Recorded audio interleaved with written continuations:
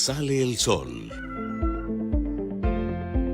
Se inicia Antioquia Amanece.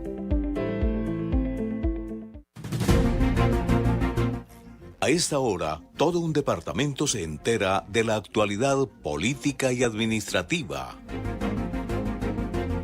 Con ustedes, Luisa Fernanda Restrepo, María Andrea Botero y Juan Pablo Vélez. Antioquia Amanece con estilo propio. Bienvenidos. Bienvenidos todos a esta nueva emisión de Antioquia Amanece. Hoy iniciamos el tercer mes de este año 2026. Hoy es 2 de marzo del año 2026. 6 en punto de la mañana, iniciamos con toda la información, con todas las noticias. Gracias a todos ustedes por estar ahí conectados a través de las redes sociales, plataformas digitales, pero también a través de CNC Medellín y TVN Global. Sean todos bienvenidos entonces a estas 2 horas informativas, donde vamos a compartir con ustedes noticias de orden público, ciudad, departamento, política, nación, Colombia, todo lo que tiene que ver también con todo el cierre de las campañas electorales. Ya estamos exactamente a 7 días de que se cumpla esa jornada electoral, de que vamos a los diferentes puestos de votación, a las urnas, a ejercer nuestro derecho al voto. Es así entonces, como ya están en la recta final los candidatos al Congreso de la República, Senado y Cámara de Representantes, y también se preparan los que participarán de esa consulta a la Presidencia de la República. Aquí les vamos a contar entonces detalles de lo que está sucediendo al interior de los diferentes partidos políticos. Les vamos a traer papas calientes del municipio de Jericó, de San Roque, del movimiento político Creemos, para que ustedes estén bien informados. Recuerden, díganle a los amigos, a los familiares, a los compañeros, a los más allegados, que busquen Antioquia Amanece en todas las redes sociales, le da like, le da seguir, si así bien le parecen y le gustan los contenidos con estilo propio. 6:04 minutos de la mañana, el agradecimiento para el equipo de producción de Antioquia Amanece, también para los periodistas que estamos ya listos con toda la información en la mano. Recuerden que vamos a estar con ustedes acompañándolos durante este domingo 8 de marzo. Vamos a hacer un cubrimiento especial de lo que será entonces la jornada electoral y durante esta semana les vamos a contar detalles para estarles llevando a ustedes minuto a minuto y desde todas las subregiones la información de lo que será entonces esa jornada democrática. María Andrea Botero, buen día. Hola Luisa, buenos días a usted y también a las personas que nos acompañan. Quedan muy pocos días para esas elecciones y lo que suceda en esta semana pues definitivamente será decisivo. Además también hay muchos ojos vigilantes, sobre todo en las campañas y en esos últimos detalles que se dan, porque ningún candidato quiere perder ningún voto, pero ahí es cuando los ciudadanos también y el periodismo está llamado a hacer una veeduría, porque todo a la luz de la ley. Vamos a hablar de esos cierres de campaña. María Andrea, usted lo acaba de decir, esta semana es crucial y me llama mucho la atención porque las diferentes campañas, miren, evento masivo, cierre masivo, más de 2.000 personas me acompañaron. Pues eso es chévere porque es un termómetro que tienen los candidatos para saber qué va a pasar el domingo, pero el día final y el verdadero termómetro se vive y se siente y obviamente se mide precisamente el 8 de marzo. ¿Qué esperan esos candidatos? Pues que los mismos que fueron esas más de 2.000 o 3.000 personas que fueron a esos cierres, pues esas mismas se desplacen hasta las urnas y voten por ellos, porque también sabemos, muchas personas van a todos los cierres, pero finalmente no sabemos por quiénes van a votar. Juan Pablo Vélez, buen día. Luisa, buenos días. María Andrea, buenos días. Saludos a todos nuestros televidentes. Gracias por estar acompañándonos, iniciando este tercer mes del año. Avanza rápidamente este 2026, así que hay que aprovechar todas las oportunidades y bendiciones que nos da Dios y la vida. Recta final, por lo menos, de las elecciones al Congreso de la República. Incluso ya en estos días, desde el día de ayer, se abrieron las urnas en el exterior.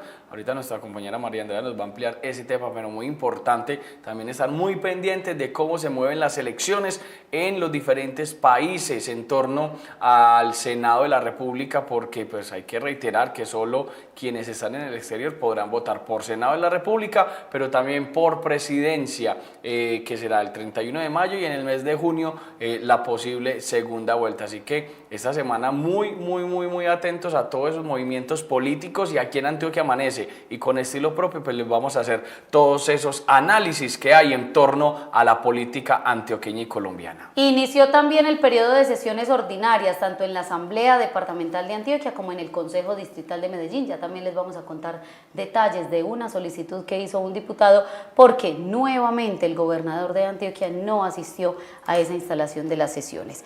6:07 minutos de la mañana. Vámonos de una vez con orden público porque hay situaciones lamentables, sobre todo en el departamento de Antioquia, sobre todo en el municipio de Segovia. Orden público con Juan Pablo Vélez, presente y futuro del periodismo de Antioquia.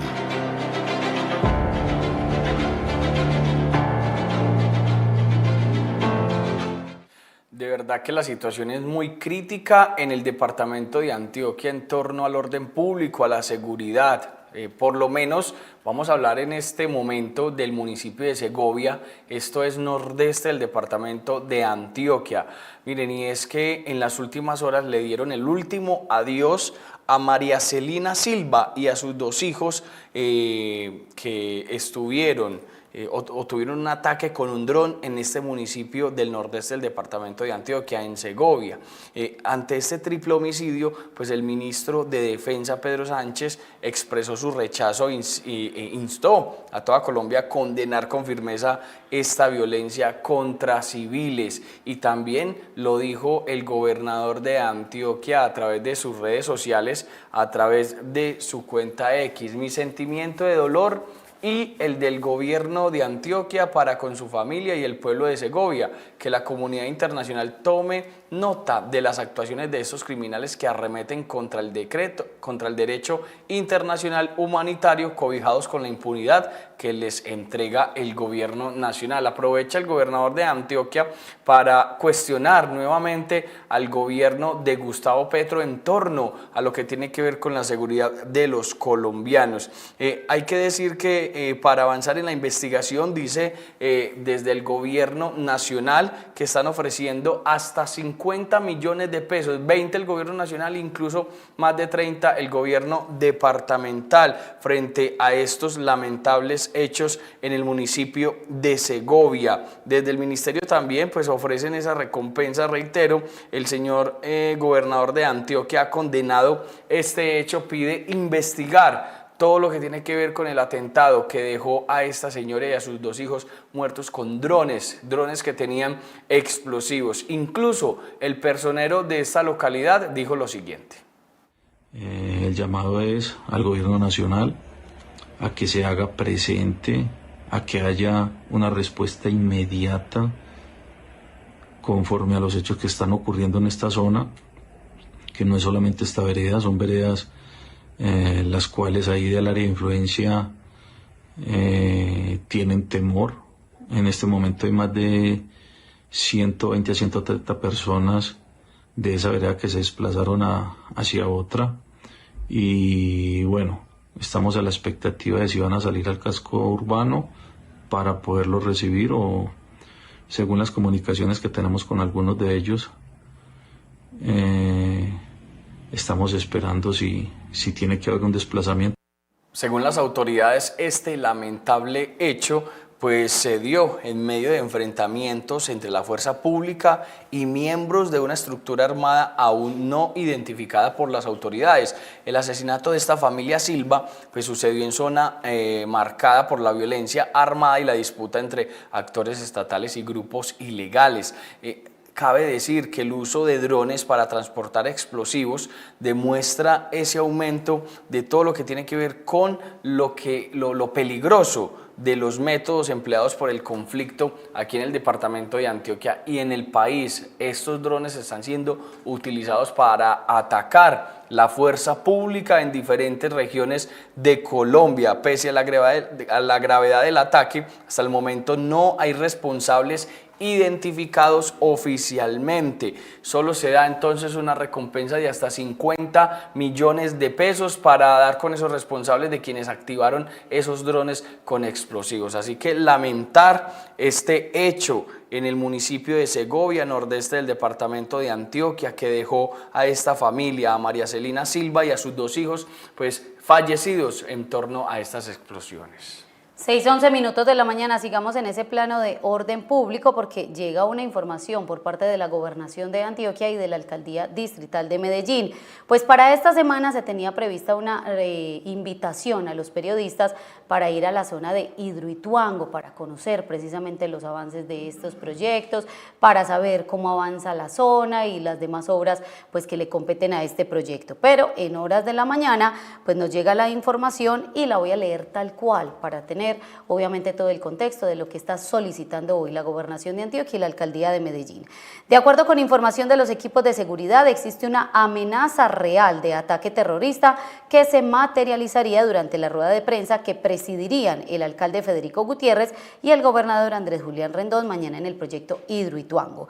Las recomendaciones del Ejército Nacional es que el viaje se aplace ante la presencia detectada de sobrevuelos de drones no autorizados de gran tamaño que pertenecerían al Frente 36 de las FARC que delinquen la zona. Los mandatarios locales tenían previsto en compañía de 100 periodistas revisar el avance del 95% del proyecto, la instalación de 4 turbinas y otros anuncios relevantes para el progreso de Medellín y Antioquia, gracias a los nuevos recursos que hoy genera la sociedad Hidroituango. Es así como se aplaza entonces esta visita que harían los mandatarios en Antioquia y en Medellín con diferentes 100 periodistas aproximadamente que visitarían esta zona, pues hay alerta y los gobernantes como tal deben hacer lo propio, en este caso cancelar. Estaremos entonces pendientes a la nueva fecha, María Andrea, de cuándo será entonces que podamos viajar a Hidroituango a conocer esos nuevos proyectos y esas nuevas instalaciones de equipos. Seguramente esto va a suceder ya luego de las elecciones. Esta visita estaba destinada para el día de hoy, se programó desde la semana pasada, pero recordemos que el gobernador de Antioquia incluso la semana pasada habló acerca de esta amenaza del Frente 36 de las FARC, pero incluso si vamos más allá, el fin de semana pasado el ministro de Defensa, el señor Pedro Sánchez, se reunió en este caso con el alcalde de Medellín y con el delegado del gobernador de Antioquia, el general Luis Eduardo Martínez, que es el secretario de Seguridad del departamento, y en esa misma reunión, allí en el piso 2 de la alcaldía de Medellín, le hicieron un pedido al ministro de Defensa, Pedro Sánchez, para que entrara con contundencia a atacar al Frente 36 de las FARC. Recordemos que uno de los líderes de este frente es alias Calarcá, mismo que fue detenido en unos carros de la UNP en el año 2024 en vías del departamento de Antioquia. Quienes están preguntando entonces si eso está pasando a 7 días de las elecciones, ¿qué irá a pasar el día de las elecciones, el 8 de marzo? Pues desde la Gobernación de Antioquia todo está dispuesto con entes competentes para generar tranquilidad, transparencia, pero también la total seguridad en esa jornada que vamos a vivir el próximo domingo 8 de marzo. Vamos a hablar de la instalación de sesiones, periodo de sesiones ordinarias, tanto en el Consejo de Medellín como en la Asamblea Departamental de Antioquia. Estos son temas de ciudad con María Andrea Botero. Noticias del departamento con Luisa Restrepo, la reina del periodismo político en Antioquia.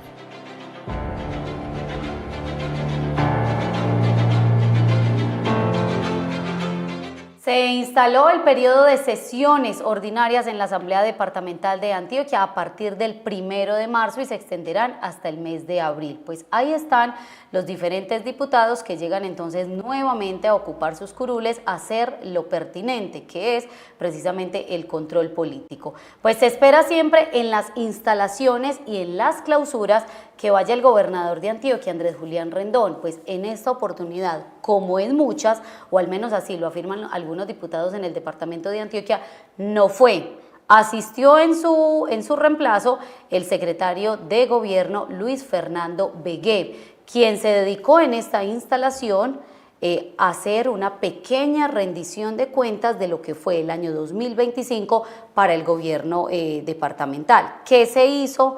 En cabeza hoy del gobernador Andrés Julián Rendón, resaltó algunos de esos proyectos, de esas obras que se adelantaron en el departamento y que obviamente muchas de ellas por la aprobación de proyectos por parte de la Asamblea de Antioquia. Esto fue lo que dijo Luis Fernando Vegué. En conclusión, los avances de 2025 reflejan nuestro compromiso con la seguridad, la conectividad, el cuidado, la superación del hambre y el resto de actividades que en su conjunto nos hacen grandes aquí en Antioquia. Estamos trabajando incansablemente para construir una Antioquia más próspera, más equitativa y más sostenible. Agradezco el apoyo de la Asamblea Departamental para construir Agradezco el apoyo de la Asamblea Departamental y de todos los antioqueños en este camino hacia el futuro que queremos. Por parte de la Asamblea Departamental de Antioquia habló el presidente, él es Juan Carlos Palacio. Para esta vigencia le tocó entonces la presidencia al Partido Liberal. Juan Carlos Palacio pues habló precisamente de cómo inician este control político la Asamblea Departamental de Antioquia. En primer término, y en estos primeros días de sesiones, atenderemos el informe del Consejo Departamental de Política Social y Equidad en cumplimiento de las disposiciones de la Ley 1098, Código de Infancia y Adolescencia, categórico jurídico de especial trascendencia que nos convoca para atender derechos supraconstitucionales y un marco jurídico preciso, en especial protección a nuestros niños, niñas y adolescentes. En un segundo momento y finalizando pues las palabras en esa instalación de sesiones ordinarias en la Asamblea Departamental de Antioquia, el presidente Juan Carlos Palacio se refirió a la buena relación que hoy hay con el gobernador de Antioquia. Esto dijo. Es igualmente anotar las diferentes acciones que se han desarrollado en el gobierno departamental y que el doctor Begué nos hacía un recuento. Muchas gracias, doctor Begué, y le extiende ese agradecimiento al señor gobernador porque realmente desde el gobierno departamental y desde la comunidad se ve que se están haciendo que las cosas pasen.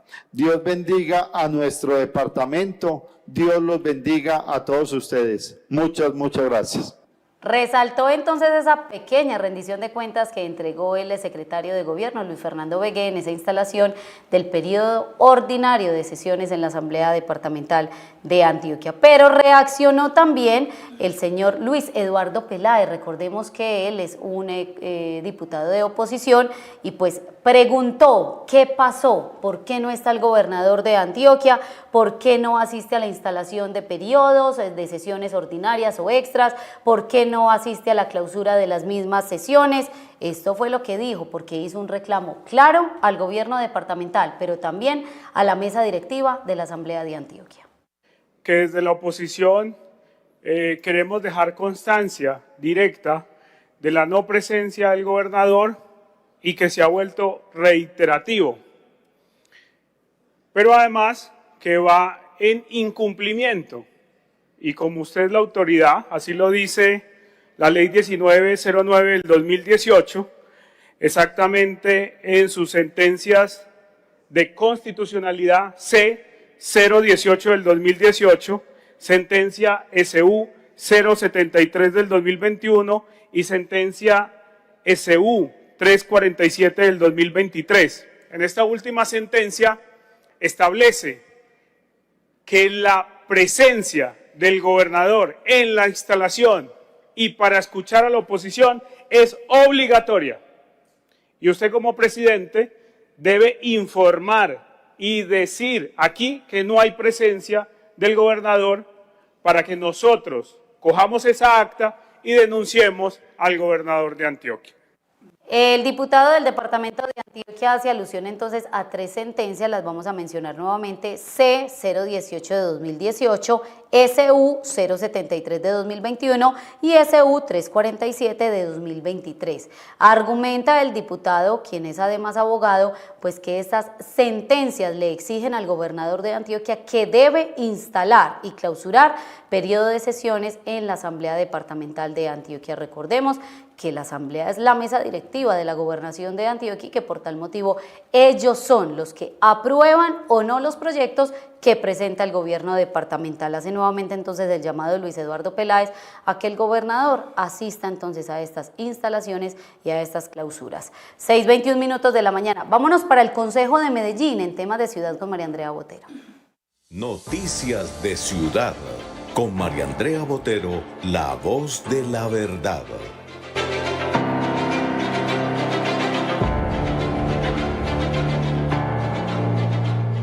Casi que en forma paralela en un edificio vecino al de la Asamblea, pues estuvo entonces instalando las sesiones ordinarias del Consejo de Medellín.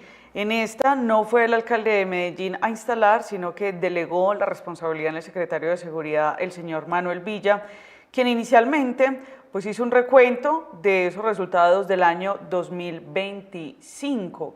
Y en ellos dijo Manuel Villa que se destacaban las vías intervenidas, la recuperación del espacio público. También habló acerca de uno de los principales proyectos que se hablarán este año y es el Plan de Ordenamiento Territorial, en el cual ya se ha venido socializando incluso en unión con el alcalde y los secretarios de gobierno y los concejales. Habló además de la disminución en la desnutrición, pero un dato muy importante que sí es de destacar, y es que al cierre del mes de febrero se habló de una reducción de homicidios. En este mes, si bien esto también, digamos, esta línea la comparto con el alcalde de Medellín cuando dice que la única cifra aceptable es de 0 muertes, sí hubo una reducción bastante significativa. Al cierre de febrero se identificaron 11 homicidios en el distrito de Medellín y esto lo destacó el secretario Manuel.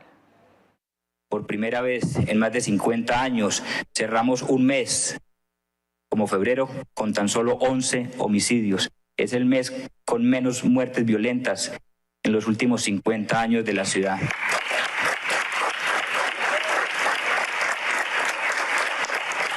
No solamente 2024 y 2025 son los 2 años consecutivos con las tasas de homicidio más bajas.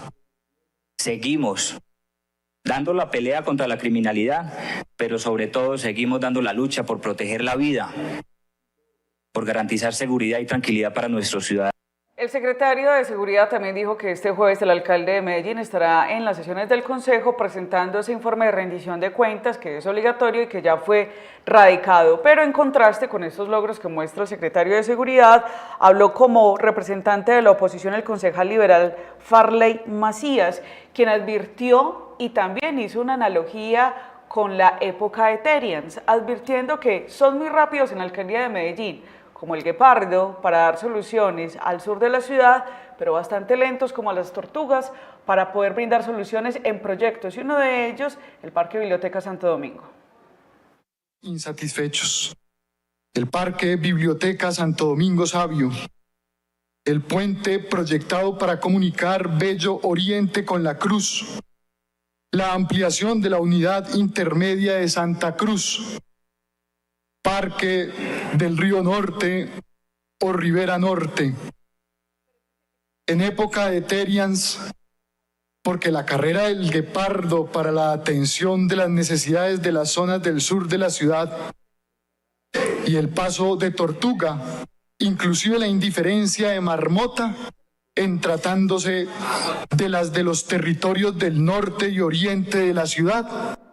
Durante la instalación de sesiones, siempre por estatuto de oposición, se le puede dar el mismo tiempo a la oposición de acuerdo a lo que haya intervenido la oficialidad, en este caso el secretario de Seguridad. Por lo tanto, la oposición se dividió los tiempos, 10 minutos para Farley Macías y posteriormente intervino el concejal José Luis Marín, quien habló de algo muy riguroso y en este caso tiene que ver con la publicidad política en tiempo electoral.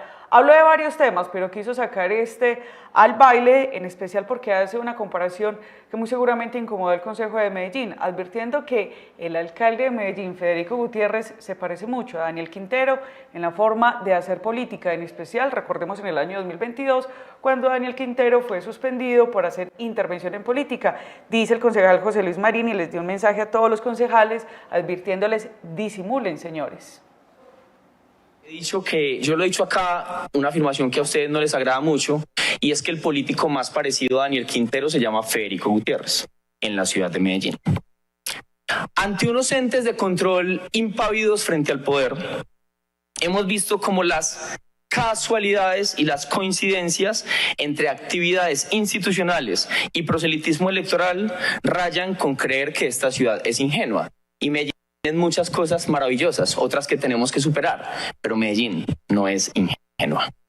Ni la Procuraduría Delegada para Antioquia ni la Personería Distrital han tomado medidas para detener estos evidentes abusos de poder. Llamamos a los entes de control a tomar cartas en el asunto. Ahora bien, pues estos debates continuarán. Hoy hay una sesión bastante interesante. De acuerdo a la programación, pues hoy la sesión será a las 9 de la mañana. Y miren lo que va a ser la sesión, que esto también fue noticia en las redes sociales. Se pondrá a consideración la renuncia del actual representante del Consejo de Medellín en la Junta Directiva del Área Metropolitana del Valle de Aburrá. Elección, además, del representante del Consejo de la Junta Directiva del Área Metropolitana del Valle de Aburrá. Esto seguramente tiene una génesis y es porque hay una demanda contra el concejal Andrés Rodríguez, quien actualmente es el representante del Consejo de Medellín en la Junta del Área Metropolitana del Área del Valle de Aburrá, porque el abogado Sergio Mesa, mismo que lleva el proceso contra la senadora Berenice Bedoya, pues está advirtiendo que un concejal no puede ser al tiempo un representante de la Junta Directiva del Área Metropolitana. Pues no sabemos si esta renuncia que se presenta tiene esa motivación, pero hoy habrá nuevamente sesión y así en lo sucesivo durante los días, y ese va a ser uno de los temas entonces que se pondrán a consideración. 6:27 minutos de la mañana, es hora de una papa caliente aquí en Antioquia Amanece.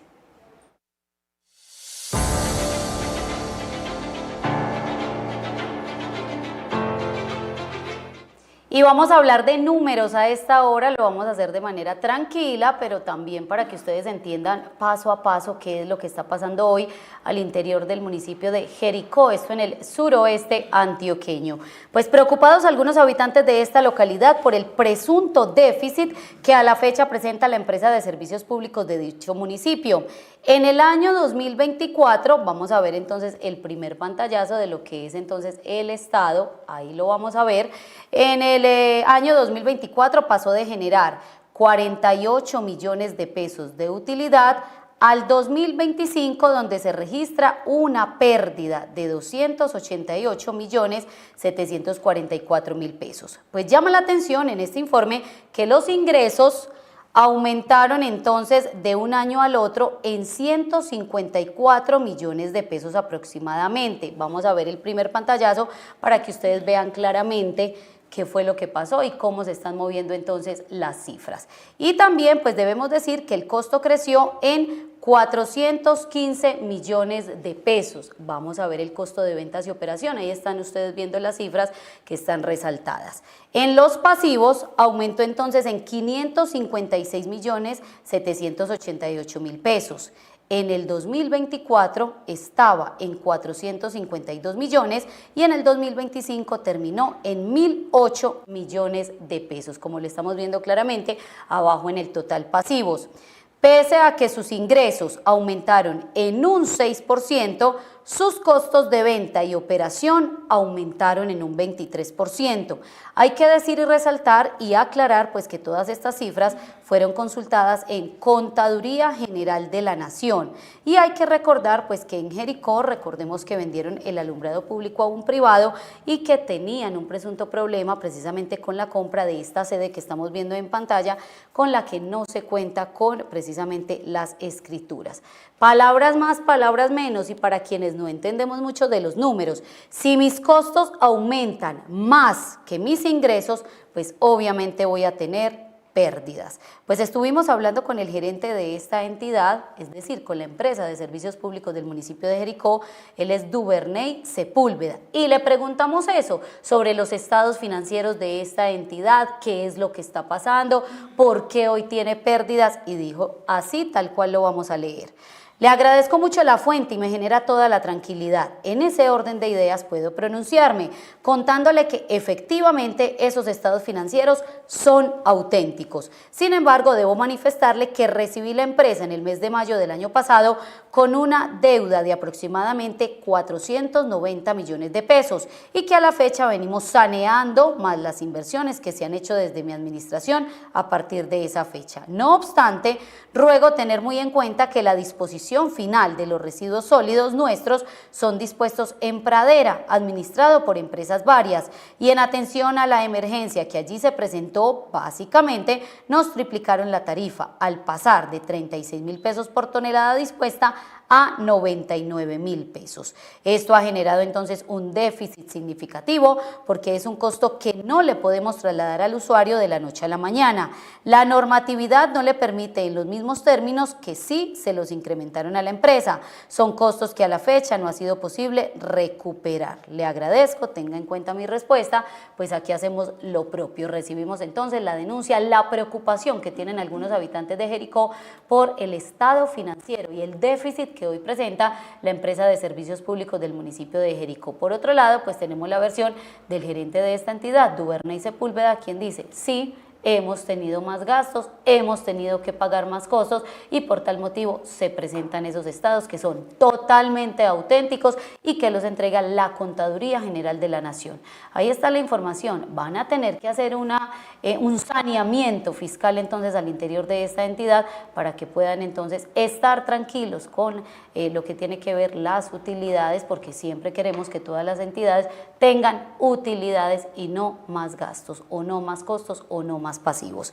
6:32 de la mañana, es hora del minuto del candidato. Recordemos que usted, candidato y candidata, pues tiene todavía la oportunidad de enviarnos un video en horizontal, buena imagen, buen audio, con su hoja de vida, 1 o 2 propuestas y también la pedagogía para votar ahorita en 7 días, es decir, el 8 de marzo. Él es Nelson Carmona, candidato a la Cámara de Representantes por el Nuevo Liberalismo.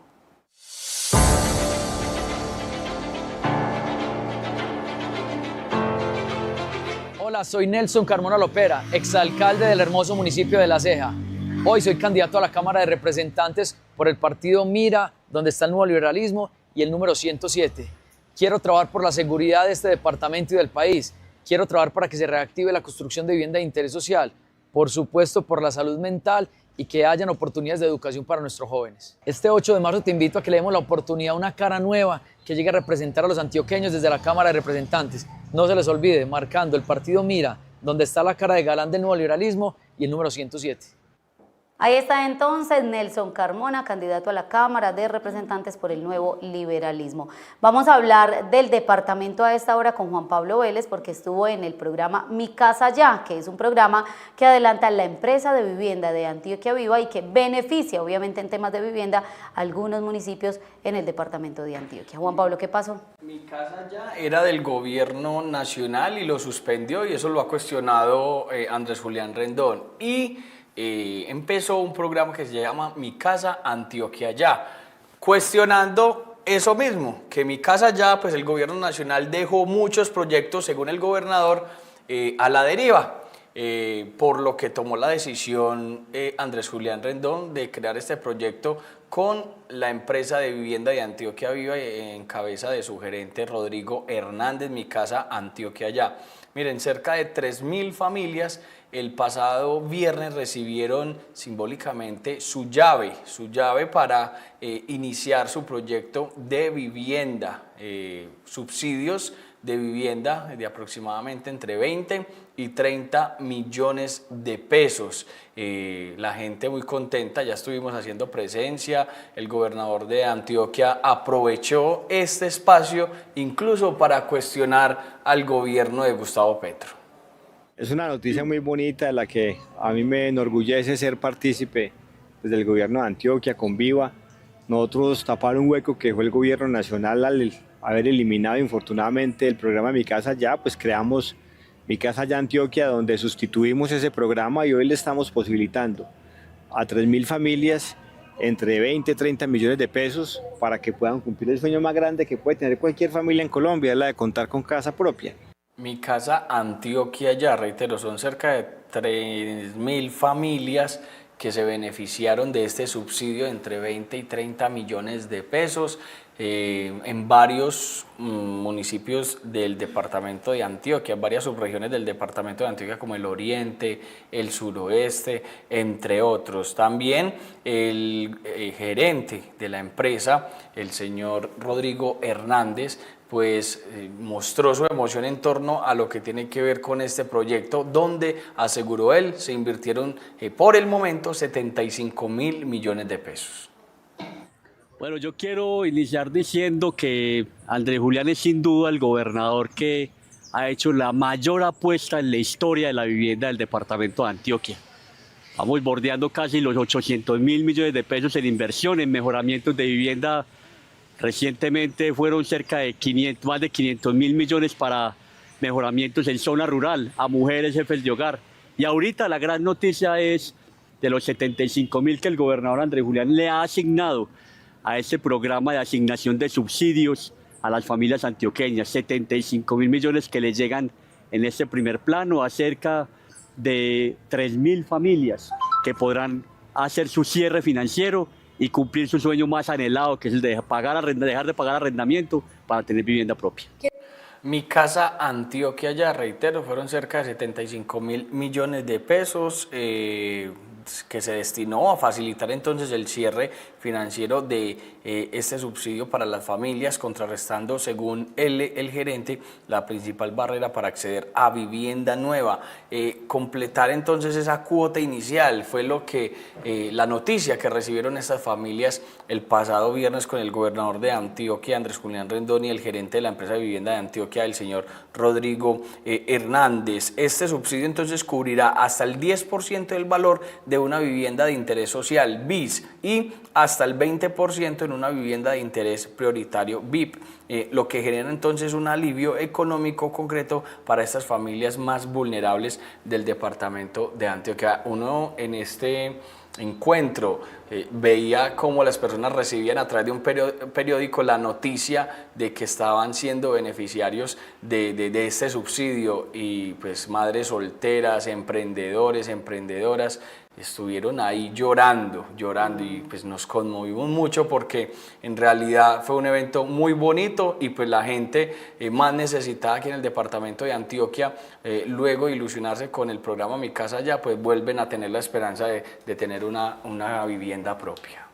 6:37 minutos de la mañana. Debemos hablar de las decisiones que tomó FENALCO Antioquia a través de su directora María José Bernal, pues frente a lo que será esa jornada electoral que da precisamente el Día de la Mujer o de los Derechos de la Mujer, que es el 8 de marzo. Pues desde FENALCO se planteó que las actividades comerciales relacionadas con el Día de la Mujer se desarrollen después del 9 de marzo, esto con el propósito de no coincidir con la jornada electoral prevista para esa fecha precisamente. La propuesta entonces busca facilitar la participación ciudadana y evitar que las dinámicas de consumo interfieran en el desarrollo de los comicios electorales. Esto fue lo que dijo la directora en Antioquia. Este año coinciden dos actividades muy importantes para el país en una misma fecha.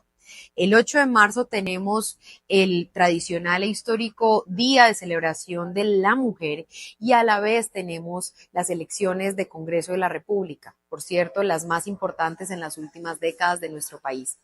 La invitación desde FENALCO es a celebrar la fiesta de la democracia el 8 de marzo y el Día de la Mujer hacerlo a partir del 9 de marzo durante todo el mes. Ojalá en el comercio que está listo y esperando a todas las familias para celebrar el Día de la Mujer con las mejores experiencias. Nos va a ir mejor a las mujeres, María Andrea, porque no solamente va a ser la celebración el 9 de marzo o después del 8, sino durante todo el mes de marzo vamos a poder recibir entonces regalos, obsequios y demás, porque el gremio lo que sugirió es que las promociones, descuentos y campañas de reconocimiento se lleven a partir del 9 de marzo durante todo el mes de marzo. Es así entonces como se le va a hacer durante todo el mes el homenaje a las mujeres, sin interferir entonces en ese 8 de marzo que es el día de los comicios electorales.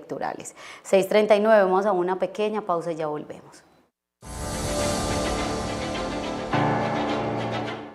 Antioquia Amanece es un programa informativo, de debate y de opinión. No se pierdan nuestras emisiones diarias, lunes a viernes de 6 a 8 de la mañana. Allí les contamos noticias de ciudad, orden público, departamento, política y todo lo que usted desea conocer. Las controversias entre líderes y gobernantes políticos las tratamos. Vamos hasta el fondo para mostrarle la realidad. Las papas calientes son denuncias ciudadanas, siempre con evidencia y control. Preguntas que pueden ser incómodas. El análisis y las reacciones de todo el ajedrez político lo encuentra aquí en Antioquia Amanece y a través de sus redes sociales con estilo propio.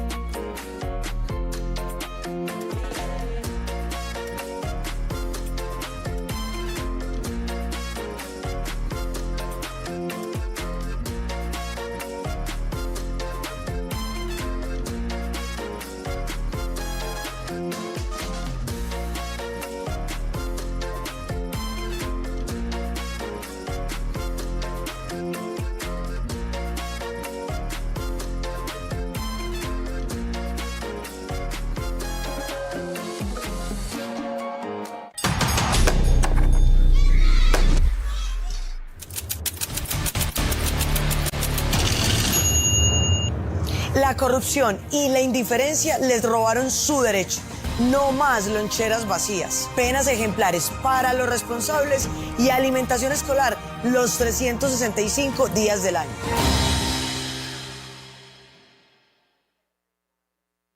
Hay un lugar que desde hace 60 años los antioqueños llevamos en el corazón. Un lugar para aprender, compartir, crecer y cumplir los sueños. Un lugar que requiere convicción, esfuerzo y disciplina y ofrece innovación, excelencia y calidad. Hay un lugar para ti en el Poli. Un lugar que te espera con el alma y las puertas abiertas. El Poli, tu lugar. Politécnico Colombiano Jaime Isaza Cadavid, institución acreditada en alta calidad por el Ministerio de Educación Nacional.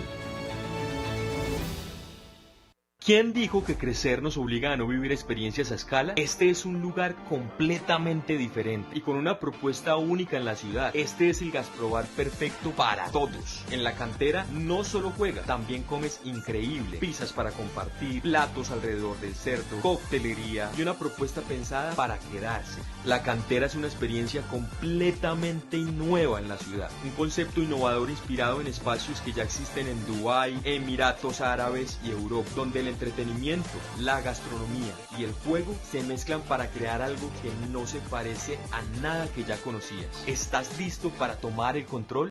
Damos un paso muy importante para la movilidad de nuestra ciudad. Quiero contarles que iniciaron las obras en la vía La Seca 2, un proyecto que hemos gestionado con compromiso y que responde a una necesidad histórica de los habitantes del norte del Valle de Aburrá. Sabemos que esta zona ha sido un punto crítico en materia de movilidad y por eso trabajamos para mejorar la conexión, reducir los tiempos de desplazamiento y brindar mayor seguridad a quienes transitan por aquí todos los días. Seguimos cumpliendo con las obras que transforman la calidad de vida de los bellanitos.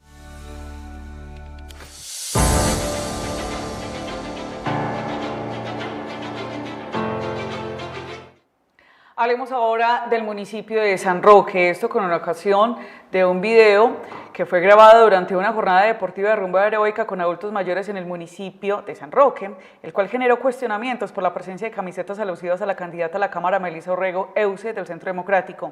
En las imágenes se observa a varios adultos mayores que pertenecerían al grupo gerontológico del municipio portando prendas con el logo y el número del aspirante al Congreso. De acuerdo con información conocida en el municipio y ampliada en redes sociales, la gestora social apoya abiertamente la campaña de Orrego. Sin embargo, no tendría contrato con la alcaldía, la gestora social, ni vinculación formal como servidora pública. No obstante, realiza gestiones con el sector privado para respaldar programas sociales que impactan directamente a la administración municipal y especialmente a la población adulta mayor. Tras ser consultado por Antioquia Amanece, el alcalde de ese municipio aseguró que no hubo uso de recursos públicos en la actividad deportiva con los adultos. Explicó que la jornada de rumba heroica fue liderada por una persona que sí tiene contrato de prestación de servicios con la alcaldía de San Roque y que sí trabaja con esa población. No obstante, según el mandatario, la actividad fue ajena a la institucionalidad y no comprometió presupuesto oficial. Pero, ¿qué dice la Procuraduría sobre particulares que ejercen funciones públicas? Pues bien, la Directiva 013 del 28 de agosto del año 2025 de la Procuraduría General de la Nación advierte de las prohibiciones en materia de participación política, las cuales no solamente aplican a servidores públicos, sino también a particulares que ejercen funciones públicas. En el apartado segundo de esa directiva se establece que estos deben abstenerse de utilizar el cargo o la función para participar en actividades de partidos o movimientos políticos, usar elementos destinados al servicio público para hacer proselitismo, ofrecer beneficios a comunidades mediante actuaciones administrativas con el fin de influir en la intención del voto y destinar recursos públicos a actividades de carácter proselitista. En este caso, si la actividad fue organizada o ejecutada por un contratista que presta servicios al municipio, el análisis jurídico podría centrarse en si durante la ejecución contractual se permitió o facilitó un escenario de promoción electoral, lo que podría configurar una eventual intervención indebida en política. Ahora, ¿qué pasa con la figura de la gestora social?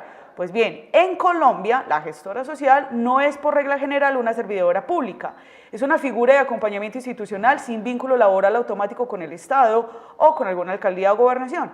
Sin embargo, sus alcances pueden cambiar si administra recursos públicos, dirige programas oficiales, interviene en decisiones administrativas o actúa como delegada formal de la administración. Si solo gestiona recursos privados y no tiene funciones públicas delegadas ni contrato, puede participar en política como cualquier ciudadano.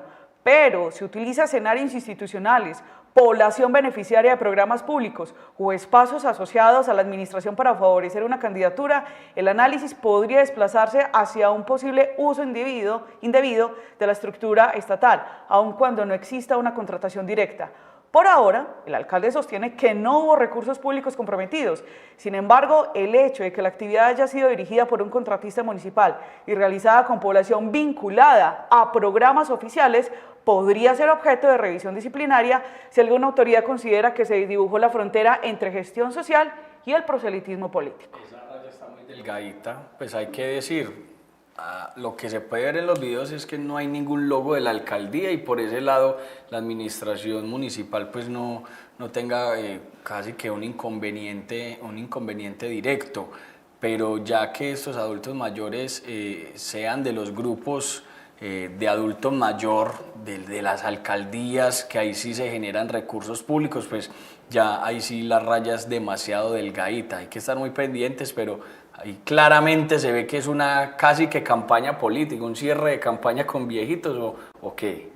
Lo que dice la gestora social a través de sus redes sociales es que ella puede hacer lo pertinente, que en este caso es hacer política, sí, no tiene contrato, ella no tiene ningún contrato. No tiene contrato, no está en la nómina de la administración municipal. No hay logos de alcaldía. No maneja recursos públicos y que por tal motivo ella está acompañando, incluso liderando en este municipio, la candidatura de Melissa Orrego a la Cámara. Ahora bien, los contratistas, ningún contratista aquí en Colombia pues puede ser generador del gasto y las personas como contratistas, si uno es contratista pues según la ley pues se puede hacer política porque no es funcionario público como si lo hacen quienes están con un contrato de libre nombramiento y remoción y quienes de alguna u otra manera también son ordenadores del gasto, pues ahí también está muy delgadita la raya para el contratista, pero no le veo como el problema a que el contratista esté con estos adultos mayores. Excepto lo que dice la directiva de la Procuraduría General de la Nación, la 013 de agosto del año 2025. Por eso la Procuraduría siempre,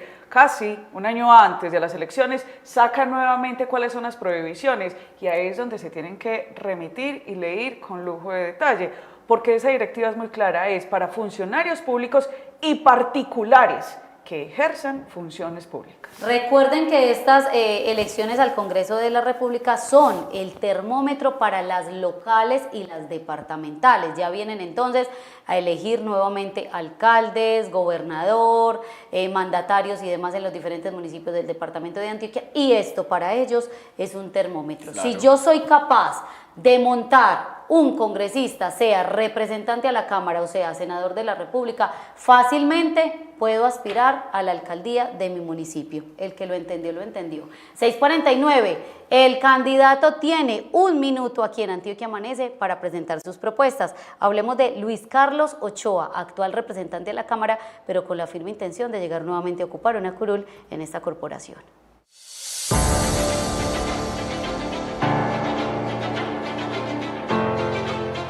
Hola, soy Luis Carlos Ochoa, un paisa hecho a pulso. No aparezco cada 4 años. Camino a Antioquia todo el tiempo. Creo en la política que no se vende, que no se arrodilla, que no promete en vano. Creo en una Antioquia que resuelve. He defendido a los ciudadanos contra abusos. He dado la cara cuando otros se esconden. He mostrado que sí se puede hacer política con carácter. No vengo a invitarte a que me creas. Vengo a invitarte a que me conozcas. Antioquia no necesita más discursos. Antioquia necesita quien resuelva, y aquí estoy yo para eso. 6:50 minutos de la mañana, este es el espacio que tienen los diferentes candidatos y candidatas al Congreso de la República, pero también a esa primera vuelta, o a esa consulta más bien, la consulta que se va a vivir para Presidencia de la República. Hablemos, Juan, de los cierres de campaña, porque hemos visto varios cierres. Vamos a ver entonces uno de ellos, Natalie Vélez. Ella es candidata a la Cámara de Representantes por la coalición de Cambio Radical. Esto fue en el Urabá, específicamente en Turbo. Miren también el río de gente. Mucha gente. Banderas rojas y verdes que hacen alusión precisamente al logo de Cambio Radical. Rojas y azules, yo veo rojas y azules. ¿Yo qué dije? Rojas y verdes. Ah, rojas y azules, sí.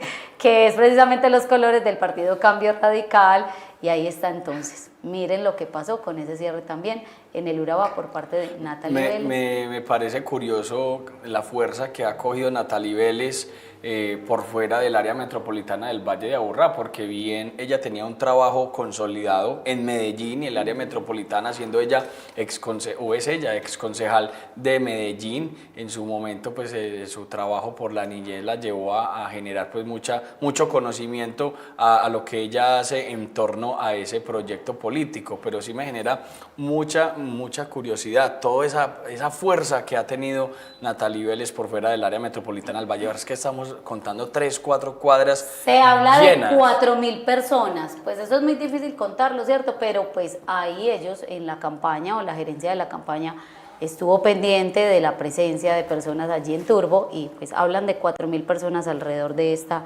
cierre de campaña, Juan Pablo. ¿Qué cierre tiene usted? Cierres de campaña, muchos este fin de semana, por ejemplo, el de Luis Guillermo Patiño, del movimiento político Creemos. Mire, también en un coliseo grande, el exsecretario de Educación de Federico Gutiérrez, pues ahí está mostrando lo que tiene que ver con la fuerza que quizás tenga para estas elecciones del próximo domingo a la Cámara de Representantes. Él es Luis Guillermo Patiño, exsecretario de Educación de la administración de Federico Gutiérrez, pero también hubo un cierre muy distinto por parte de la fórmula al Congreso de la República por el Partido Alianza Verde. Estamos hablando de León Freddy Muñoz y Gustavo García. Mire, esto no fue tan masivo, sin embargo tuvo un acompañamiento en el parque principal de Bello. Hicieron una caminata y curioso, el señor Gustavo García, y lo estamos viendo en silla de ruedas,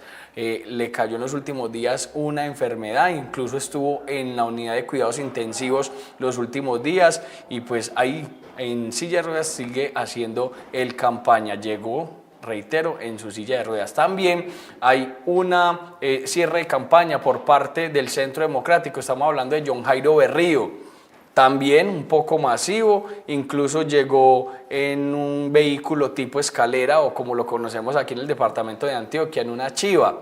Llegó a este recinto acompañado pues por seguidores de su campaña y son cierres de campaña muy distintos, cada uno hace lo propio y pues ahí estamos viendo y pueden opinar a través de nuestras redes sociales. Vámonos para el municipio de Caldas con el equipo liberal de Envigado. Allí estuvo entonces el candidato al Senado, Santiago Montoya, y su fórmula a la Cámara de Representantes, Camilo Gómez. Ellos acompañados siempre por el exalcalde del municipio de Envigado, Braulio Espinosa Márquez. Allí los acompañó entonces, ahí está el exalcalde, también están los candidatos. Mucha gente, esto fue en el parque principal de Caldas, este es allí en el sur del área metropolitana del Valle de Aburrá, y así se vivió el cierre de este equipo liberal de Envigado. También se vivió otro cierre en la ciudad de Medellín y es precisamente el de Lina García Gañán, candidata a la Cámara de Representantes con su fórmula al Senado, Juan Felipe Lemos, actual senador de la República por el partido de la U. Ellos estuvieron acompañados de María Paulina Guinaga, ex concejal de Medellín, que recordemos que en días pasados pues se adhirió a esta candidatura o a esta campaña y a esta fórmula, y este fue el cierre que se hizo en la ciudad de Medellín también. Ojalá la mejor vibra para todos los candidatos, todas estas personas que van a esos cierres vayan también a las urnas. Esa es la idea, esa es la intención, porque es muy chévere ver un río de gente, pero esa misma gente que vaya entonces a votar ese 8 de marzo. 6:56. Hay algo acá para notar importante, y es que generalmente en las elecciones de gobernador de Antioquia siempre se ha dicho, y bueno, y así también está demostrado por número de votos, gobernador de Antioquia, ¿quién lo pone? Los votos del área metropolitana. Y vemos que en esta ocasión los candidatos a Cámara y a Senado, lo que sucede también es que ellos se van muchísimo para Bajo Cauca y sobre todo Urabá. Urabá ha ganado muchísima atención y esto pues habría que mirar dónde gana realmente un representante de la Cámara para el departamento, con los votos del área metropolitana o con los votos de las subregiones. ¿Será que el comportamiento sí es diferente a Gobernación de Antioquia? Porque Gobernación de Antioquia, ¿quién lo pone? Los votos del área metropolitana siempre. 6:57 minutos de la mañana, vamos a esta hora a un pequeño corte comercial porque ya llegó nuestro primer invitado.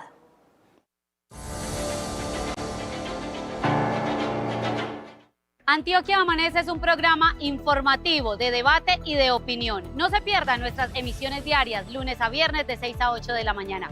Allí les contamos noticias de ciudad, orden público, departamento, política y todo lo que usted desea conocer. Las controversias entre líderes y gobernantes políticos las tratamos. Vamos hasta el fondo para mostrarle la realidad. Las papas calientes son denuncias ciudadanas, siempre con evidencia y control. Preguntas que pueden ser incómodas. El análisis y las reacciones de todo el ajedrez político lo encuentra aquí en Antioquia Amanece y a través de sus redes sociales con estilo propio.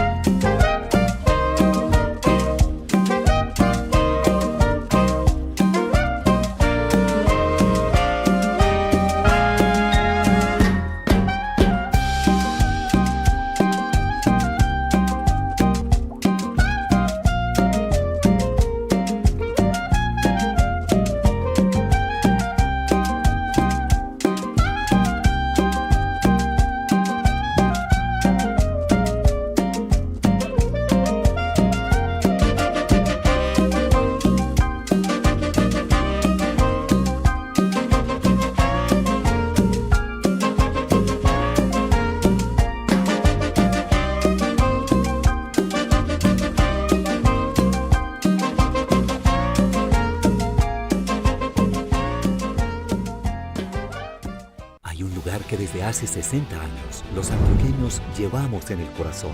Un lugar para aprender, compartir, crecer y cumplir los sueños. Un lugar que requiere convicción, esfuerzo y disciplina y ofrece innovación, excelencia y calidad. Hay un lugar para ti en el Poli. Un lugar que te espera con el alma y las puertas abiertas. El Poli, tu lugar. Politécnico Colombiano Jaime Isaza Cadavid, institución acreditada en alta calidad por el Ministerio de Educación Nacional.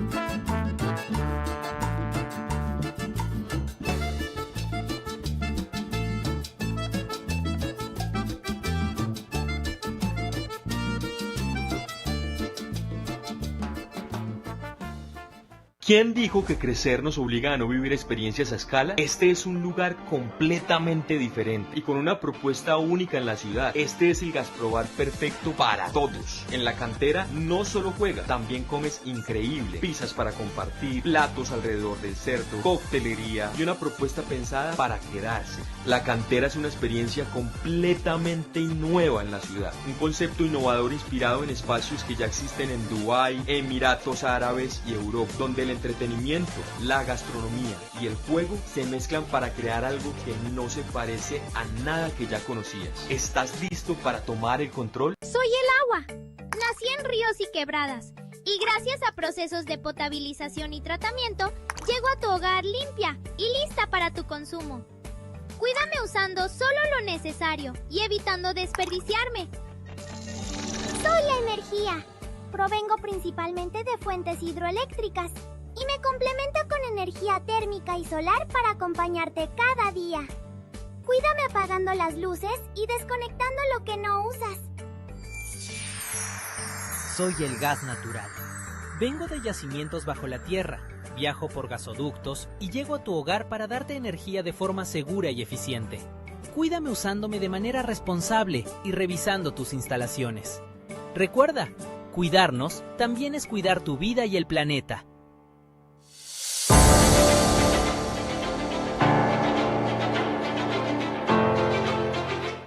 Y a esta hora vamos a hablar con Carlos Cuartas, él es candidato al Senado de la República por Salvación Nacional. Como él mismo dice, la lista del tigre, y recordemos que el tigre hoy en el país lo reconocemos como Abelardo de la Espriella, quien es precandidato presidencial.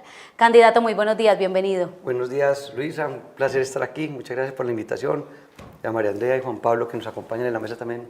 Qué bueno que venga y nos cuente, primero, su hoja de vida, segundo, por qué aspirar al Senado de la República y tercero, por qué en la lista del tigre de Abelardo de la Espriella. ¿Por qué? Porque los colombianos, sobre todo los antioqueños, usted viene a Antioquia a buscar sus votos, queremos saber por quién vamos a votar el próximo 8 de marzo. ¿Quién es Carlos Cuartas? Bueno, nací en Medellín, Colegio San José de la Salle, EAFIT Universidad. Soy el único antioqueño en la lista del tigre, Abelardo de la Espriella, precisamente.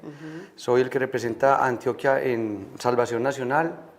¿Y por qué escogí o por qué estoy para candidato al Senado? Porque cuando asesinan a Miguel Uribe Turbay, que para mí va a ser el próximo presidente de Colombia, yo quedé muy triste porque yo siempre he querido hacer algo por el país y yo no sabía en ese momento qué más hacer. Y surge Abelardo de la Espriella como candidato. Y a mí, ¿qué me gustó de eso? Una persona que lo ataca de alguna manera la tendencia política actual, no la comparto, pero no me detengo nunca en eso. Partidos tradicionales, que algunos de ellos también para mí tienen deudas con los colombianos, y unos conglomerados económicos que le han apostado toda la vida al caballo ganador y no la democracia. Ese cóctel hace que para mí un tipo como Abelardo de la Espriella tenga una opción real de solucionar muchos de los problemas de Colombia. Y en ese momento, a pesar de yo haber hecho cosas que he hecho de liderazgo, de empresa, pues yo tengo 54 años y nunca he podido vivir en una nación que sea grande, poderosa, próspera y en paz.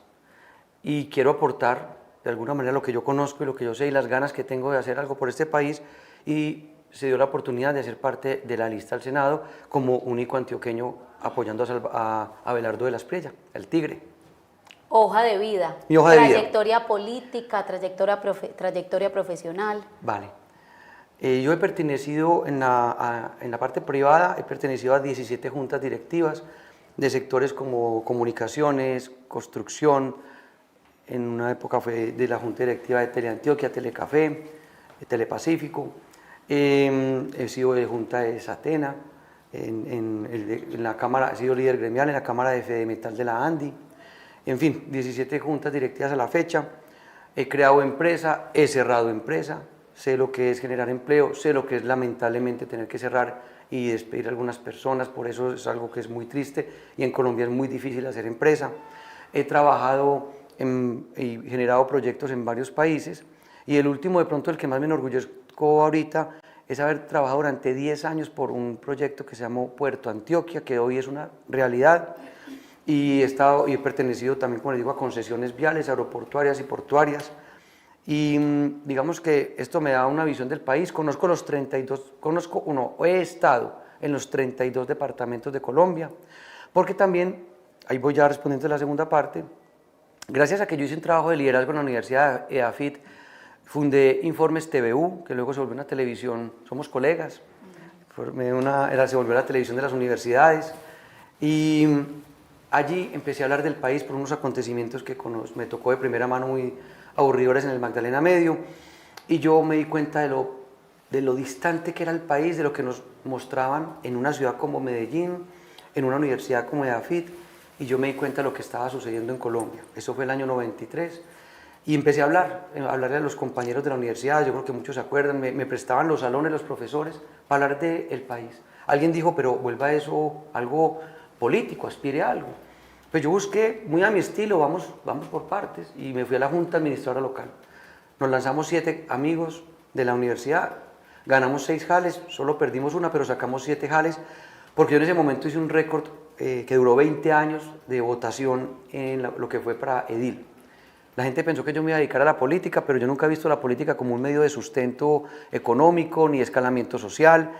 Sí conozco su importancia, pero yo me dediqué primero a la parte empresarial.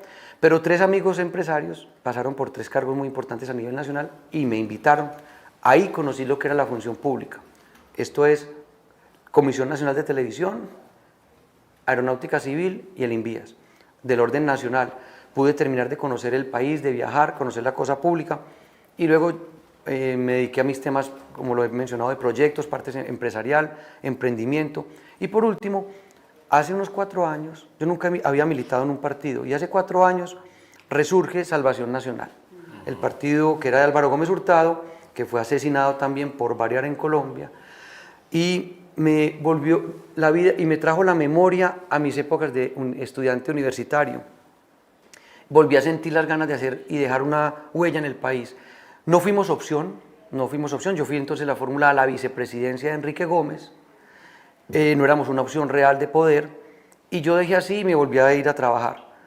Ahora, con el resurgimiento de lo de Salvación Nacional con Abelardo de la Espriella, se abre el espacio para llegar al Senado de la República, cosa que haremos, y yo creo que ahí sí voy a poder realmente ayudar en muchas de las cosas de transformación que requiere el país, sobre todo pensando siempre en crecimiento económico, emprendimiento, y eso es lo que yo quiero hacer. Candidato, quiero preguntarle, antes de iniciar pues como con el tema político, ¿cuáles son las propuestas? Usted nos cuenta que es el único candidato de esa lista por el departamento de Antioquia, pero ¿cuáles son las propuestas para el departamento de Antioquia por parte suya? Los problemas que tenemos en Antioquia son transversales a la nación. Me explico. Voto obligatorio, por ejemplo. Yo quiero proponer el voto obligatorio para que se acabe la compraventa de votos y obligar a los colombianos a que pensemos en democracia y ejerzamos un deber ciudadano, y es un derecho que mientras lo tengamos tenemos que aprovecharlo por el bien de todos nosotros. Asimismo, el tema del desarrollo mineroenergético. En Antioquia hemos paralizado proyectos que han sucedido en el resto del país, que son la verdadera riqueza de los colombianos. La riqueza que existe en el subsuelo no puede seguir dejándola enterrada, sabiendo que hay tanta necesidad, tanta inequidad que hay en el país. Estos proyectos tienen que surgir nuevamente para darle toda la riqueza y darle a los jóvenes colombianos un presente, ni siquiera un futuro. Yo no entiendo por qué, para qué, sospechosamente, a mí me llama la atención es por qué, para qué o para quién estamos guardando la riqueza del subsuelo colombiano, sabiendo que ese es el futuro de todos nosotros. Lo segundo, en temas de infraestructura, Antioquia ha sido víctima de lo que ha sucedido en el túnel del Toyo y en muchas otras concesiones viales, portuarias y aeroportuarias. Puerto Antioquia tuvo una cantidad de problemas.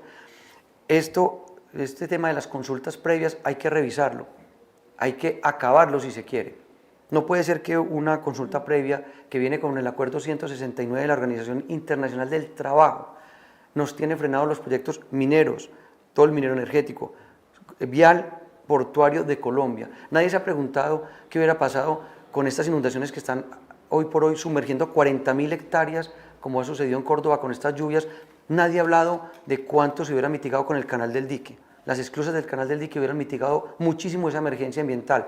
Y resulta que, por razones ambientalistas, pero instrumentalizadas políticamente, por el tema de las consultas previas, ese proyecto, por ejemplo, no se pudo realizar. Entonces, Antioquia sí que ha sido víctima de todo lo que ha venido sucediendo por no tener minero energético y el tema de desarrollo de infraestructura. Por último, el tema de emprendimiento e innovación. A pesar de que en Antioquia somos los más avanzados del país, falta mucho que el 50% de los jóvenes colombianos se quieran ir, y en Antioquia un poco menos, pero también es muy alta la cifra, de que se quieran ir del país porque no encuentran las oportunidades. Eso es una cosa que nos merece la mayor reflexión. Tenemos que lograr que, ¿se acuerdan cuando se hablaba de los centros de innovación y tecnología? Que Antioquia, insisto, es la más desarrollada, pero le falta muchísimo. Necesita fondos reales de inversión. Esos 3 pilares son los que yo defiendo en el Congreso de la República, y Antioquia el gran beneficiado. Bueno, candidato Carlos, usted habla acerca de las consultas previas. Pues acá en Antioquia se han desarrollado varios proyectos. Claro, un senador siempre tendrá influencia a nivel nacional, pero quiero que nos centremos acá en el departamento de Antioquia. Los proyectos, por ejemplo, como Hidroituango, los proyectos, por ejemplo, como el de los puertos, creo que ya pues están en el segundo también avanzando, el segundo puerto en Antioquia, además de Puerto Antioquia. Pero sí me queda la duda, porque quitar las consultas previas es anular o no reconocer que antes había un pueblo allí que estaba existiendo. Hoy hay grandes conflictos, incluso todavía con Hidroituango, que le presta muchísimo servicio al país con la generación de energía, pero esto también, ¿no le parece que es reafirmar lo que dicen, que los privados y los empresarios siempre van en contra de las comunidades? Muy buena pregunta, María Andrea, y estoy en total desacuerdo. ¿Por qué? Porque primero que nada nos tenemos que ver como una nación. Hay que entender que en el día y hora, hoy, todos somos producto de un mestizaje y somos una sola nación. Yo no le juego a eso de deudas ancestrales porque entonces van a seguir apareciendo pequeños grupos, todos pertenecemos de alguna manera a alguna, si se quiere, etnia o algún grupo, algo que nos identifique, y eso lo que está haciendo es dividiendo a los colombianos. La nación es una sola, tiene que ser desarrollada. Me gusta lo que sí me preguntas y es no anularlas, sino hay que regularlas. En eso de pronto sí es mejor hacer la claridad por lo siguiente. A mí sí me parece muy bueno que se le pregunten, pero no por deudas ancestrales y cosas de esas. A las comunidades que van a ser afectadas por un proyecto, me parece ideal preguntarles. Lo que sucedió en Colombia fue que eso se desvió. Por no reglamentarlo se volvió, en vez de consulta previa, permiso previo. Y una comunidad no tiene el derecho de frenar el desarrollo de toda una nación. Se les debe consultar, pero mi reforma ¿en qué va? En que se tiene que hacer antes de que el proyecto inicie. Se le consulta a las comunidades, se hace el desarrollo predial, se revisa el impacto ambiental. Es decir, me parece que antes hay que hacerlo de una forma muy bonita, muy organizada, y los empresarios nunca tienen por qué atropellar. Pero cuando ya se cierra la etapa, nadie más puede opinar, porque es que esto se volvió un mecanismo de extorsión. Hay que entender que estamos paralizando el país. Esto ya el tema no es de que los empresarios, en Colombia ya nadie quiere venir, se están yendo todas las empresas que tienen la tecnología, la capacidad técnica y la capacidad económica, y se están yendo todas de Colombia, porque en este país se volvió el del nada se puede. Aquí hacer un proyecto se volvió imposible, porque estaban opinando las personas que no conocen de esto. Tienen que ahora hacer una consulta previa, se hace todo inicialmente, se cierra la etapa, así el proyecto valga un 20% más, un 30% más, no importa, se paga, pero se tiene que tener una fecha de inicio y una fecha de terminación. No se puede seguir con esta recocha democrática que hay en Colombia. Hablemos, candidato, y me sigo quedando en el departamento de Antioquia. Usted es empresario claramente y decidió entonces emprender este camino político. La tasa de la seguridad en Antioquia, lo pagamos los empresarios y los estratos 4, 5, 6. Algunos no estamos de acuerdo, pero hay que hacerlo porque ellos son los mandatarios y son los que tienen la decisión. Pues otros dicen, no estoy de acuerdo y no la voy a pagar. Usted como empresario, ¿la paga, no la paga, está de acuerdo o no? Pues mira que... Luisa, yo me voy un poquito más al origen. ¿Por qué tuvo que darse este tema de la tasa precisamente? Y es que es por pura falta de una política clara de desarrollo en los temas de seguridad en el país. Y evidentemente Antioquia ha tenido una cantidad de problemas ahorita que se están rezagando. Y aparecen propuestas como estas que para mí, claro que atacan la inmediatez, pero no atacan el problema de atrás, el de raíz. En Antioquia tenemos que trabajar todos los ejes de seguridad. La seguridad, no solo la física, que tanto nos está afectando, la energética, que precisamente por falta de poder sacar adelante todos los proyectos a tiempo, el departamento con mayor capacidad energética tiene que seguir prosperando y generando con el tema de la energía, porque todo lo que se viene con tecnología es alto demandante de energía. Tenemos que ser exportadores de energía a Colombia y al exterior. La seguridad alimenticia es muy delicada, precisamente por estas inundaciones y en general la dieta de los antioqueños tiene que estar asegurada por completo mediante todo lo que tenga que ver con su dieta proteínica y de cereales. La seguridad jurídica que la estamos perdiendo a pasos agigantados. Y por último, ahí sí, la seguridad llamémoslo de las fronteras antioqueñas que se está perdiendo precisamente por la invasión de todos los grupos ilegales. Todos estos ejes de seguridad tienen que ser trabajados desde el inicio. Ahora bien, si necesitamos que haya menos centralización. La autonomía de las regiones es la que sí permite y ahí es donde tenemos que trabajar. Si tuviéramos autonomía en las regiones, Antioquia podría seguir avanzando como el departamento más importante del país, el de donde la garra antioqueña es la que manda y seguimos hacia adelante generando prosperidad. Yo me iría mucho más a la profundidad y tenemos que seguir trabajando por el desarrollo autonómico de Antioquia. Lo otro que tenemos que trabajar, obras por impuestos. Esa solidaridad de los antioqueños precisamente, que es característica a nivel nacional, inclusive afuera la conocen en muchos países, hablan muy bien de los paisas. Nosotros tenemos que buscar que haya esta autonomía mediante obras por impuestos. Las obras por impuestos son un mecanismo que permite la descentralización inmediata del departamento. ¿Qué pasa?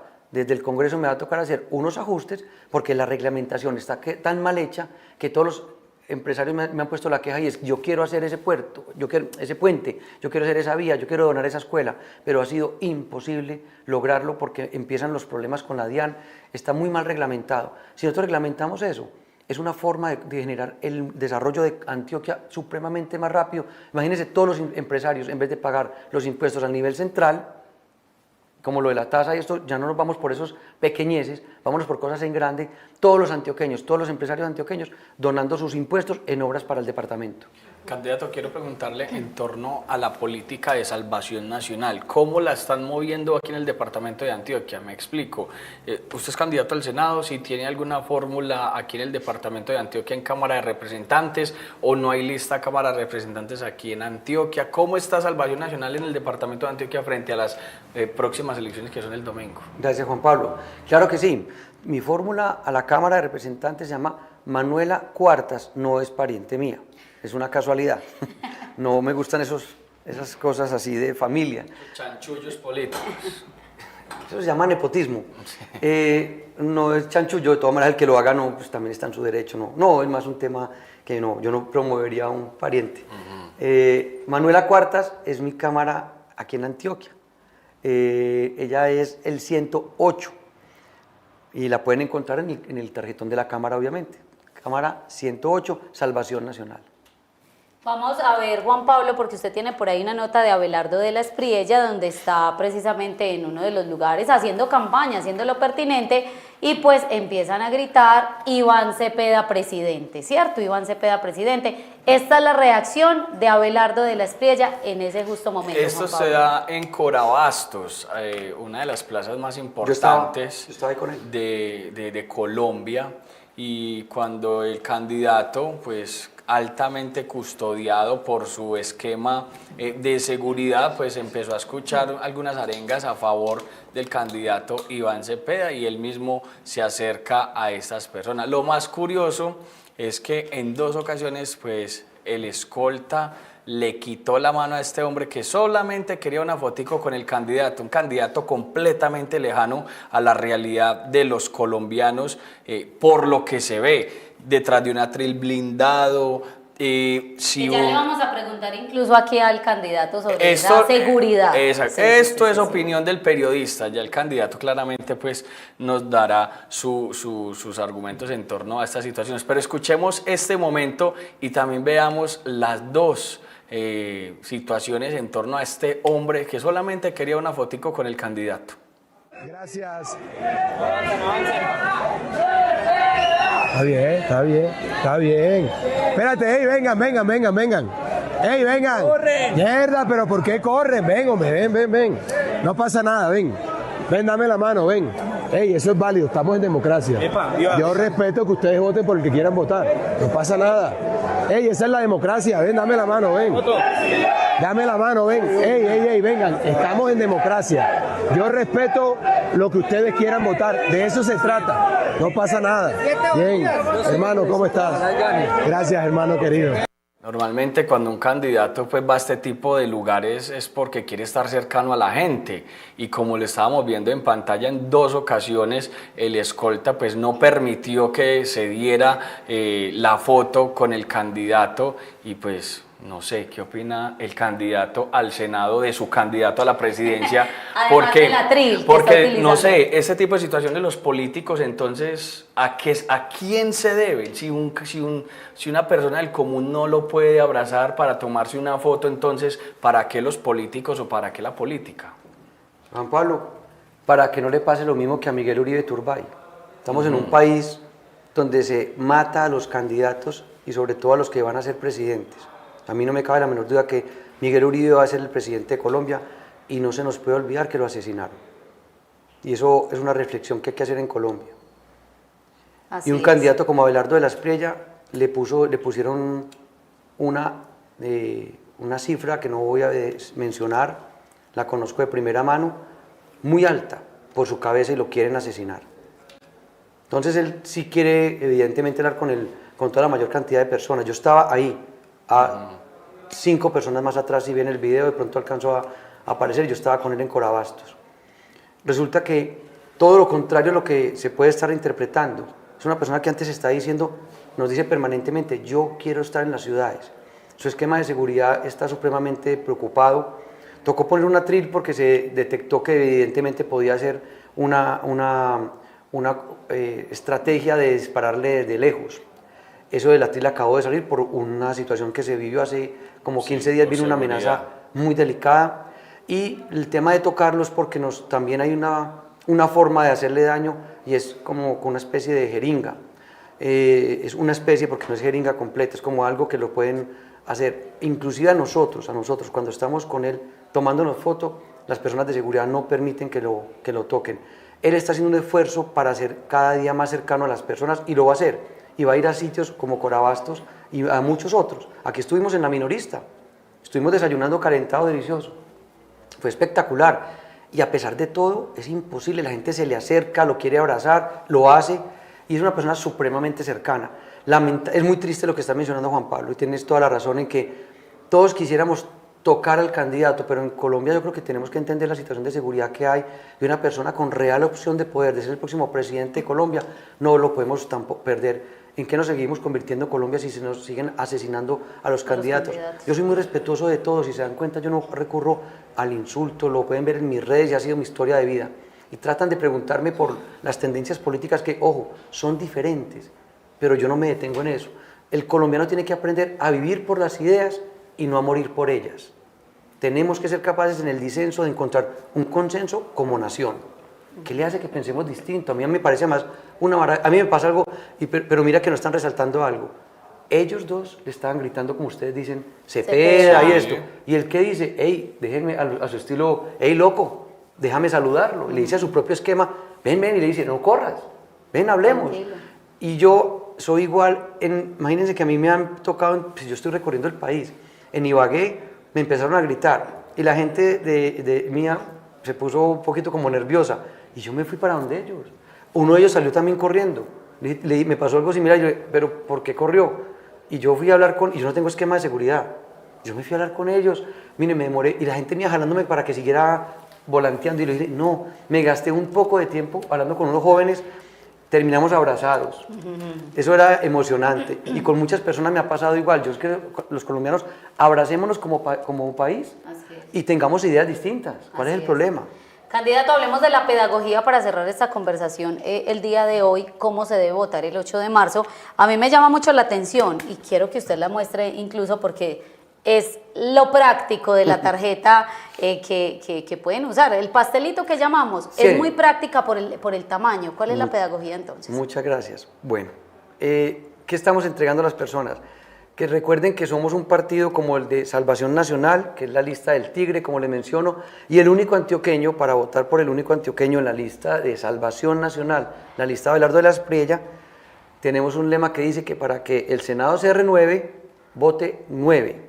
Y eso somos nosotros, sí, este es un pastelito que estamos entregando para que la gente recuerde el número, porque como el tarjetón es un poco complejo, entonces que recuerden que hay un número como el 9, que va a representar a Antioquia en el Senado de la República, apoyando a Abelardo de la Espriella en su próxima presidencia, si así lo quieren los colombianos, y eso es lo que vinimos a hacer, a ayudarle a este país, a hacer lo que mejor podamos y por lo que tengamos aquí en el corazón para salvar este país.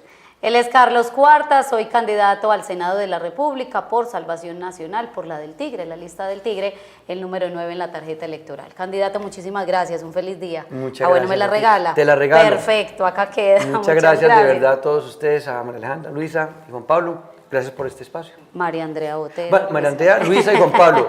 ¿Qué dije yo? María Andrea, Luisa. María Andrea, ay Dios mío. María Andrea, Luisa y Juan Pablo, muchas gracias. 7:26, vamos a un pequeñísimo corte, ya venimos con el informe nacional a esta hora.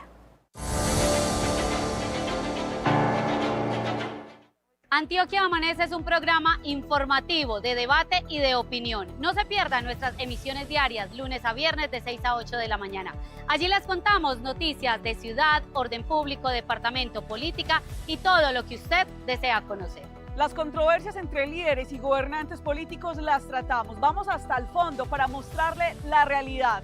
Las papas calientes son denuncias ciudadanas, siempre con evidencia y control. Preguntas que pueden ser incómodas. El análisis y las reacciones de todo el ajedrez político lo encuentra aquí en Antioquia Amanece y a través de sus redes sociales con estilo propio.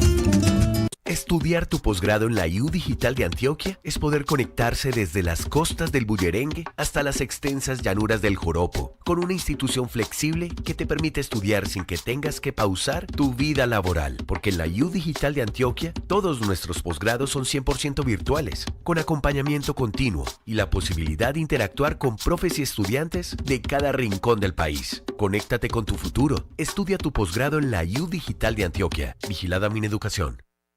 Damos un paso muy importante para la movilidad de nuestra ciudad. Quiero contarles que iniciaron las obras en la vía La Seca 2, un proyecto que hemos gestionado con compromiso y que responde a una necesidad histórica de los habitantes del norte del Valle de Aburrá. Sabemos que esta zona ha sido un punto crítico en materia de movilidad y por eso trabajamos para mejorar la conexión, reducir los tiempos de desplazamiento y brindar mayor seguridad a quienes transitan por aquí todos los días. Seguimos cumpliendo con las obras que transforman la calidad de vida de los bellanitos.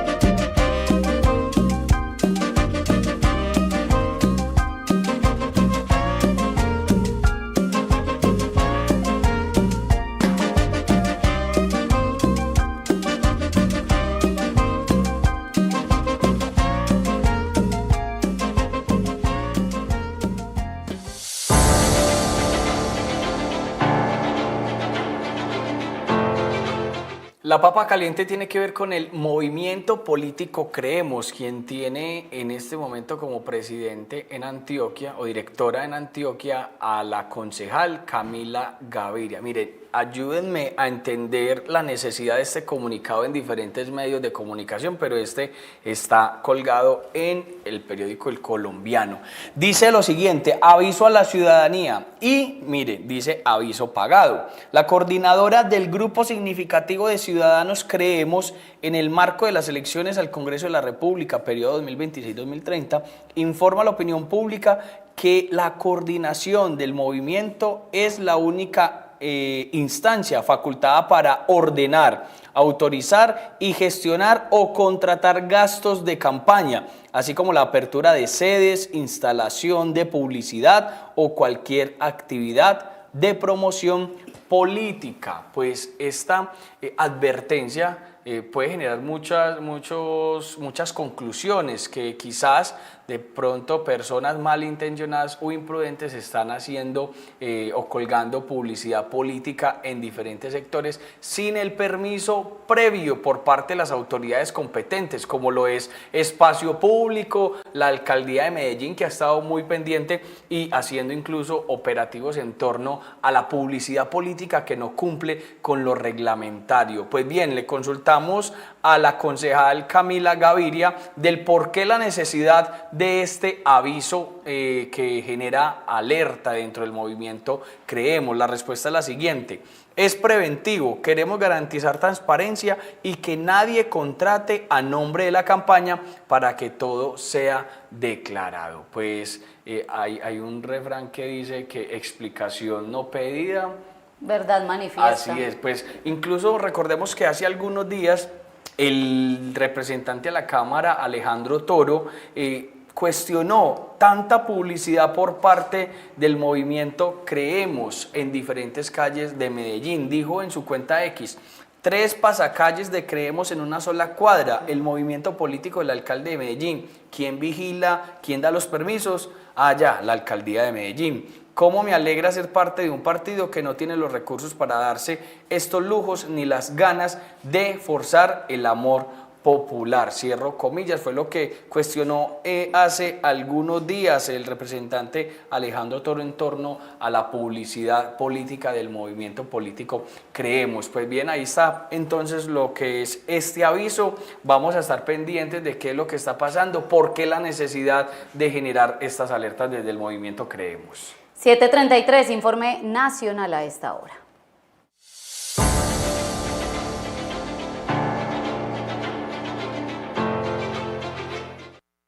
Miren lo que dice Prosperidad Social a través de su cuenta X. Hoy miles de abuelos y abuelas de Córdoba reciben esta noticia con alegría. El departamento fue priorizado por el gobierno nacional ante la emergencia por inundaciones, permitiendo que más de 171.000 adultos mayores reciban 460.000 pesos, estos correspondientes a los ciclos 1 y 2 de Colombia Mayor. Recordemos que Colombia Mayor es un programa del gobierno nacional, es un programa donde se les entrega subsidios al adulto mayor, y en esta ocasión el gobierno nacional lo que hace es entonces priorizar a los abuelos y abuelas de Córdoba a raíz de la emergencia invernal que se vivió en esta región del país, en esta zona del país, y ahí están entonces los abuelos recibiendo esto. Dice Gustavo Petro: iniciamos por Córdoba y Sucre el pago del bono pensional a nuestros mayores, un acto de justicia del que me siento orgulloso.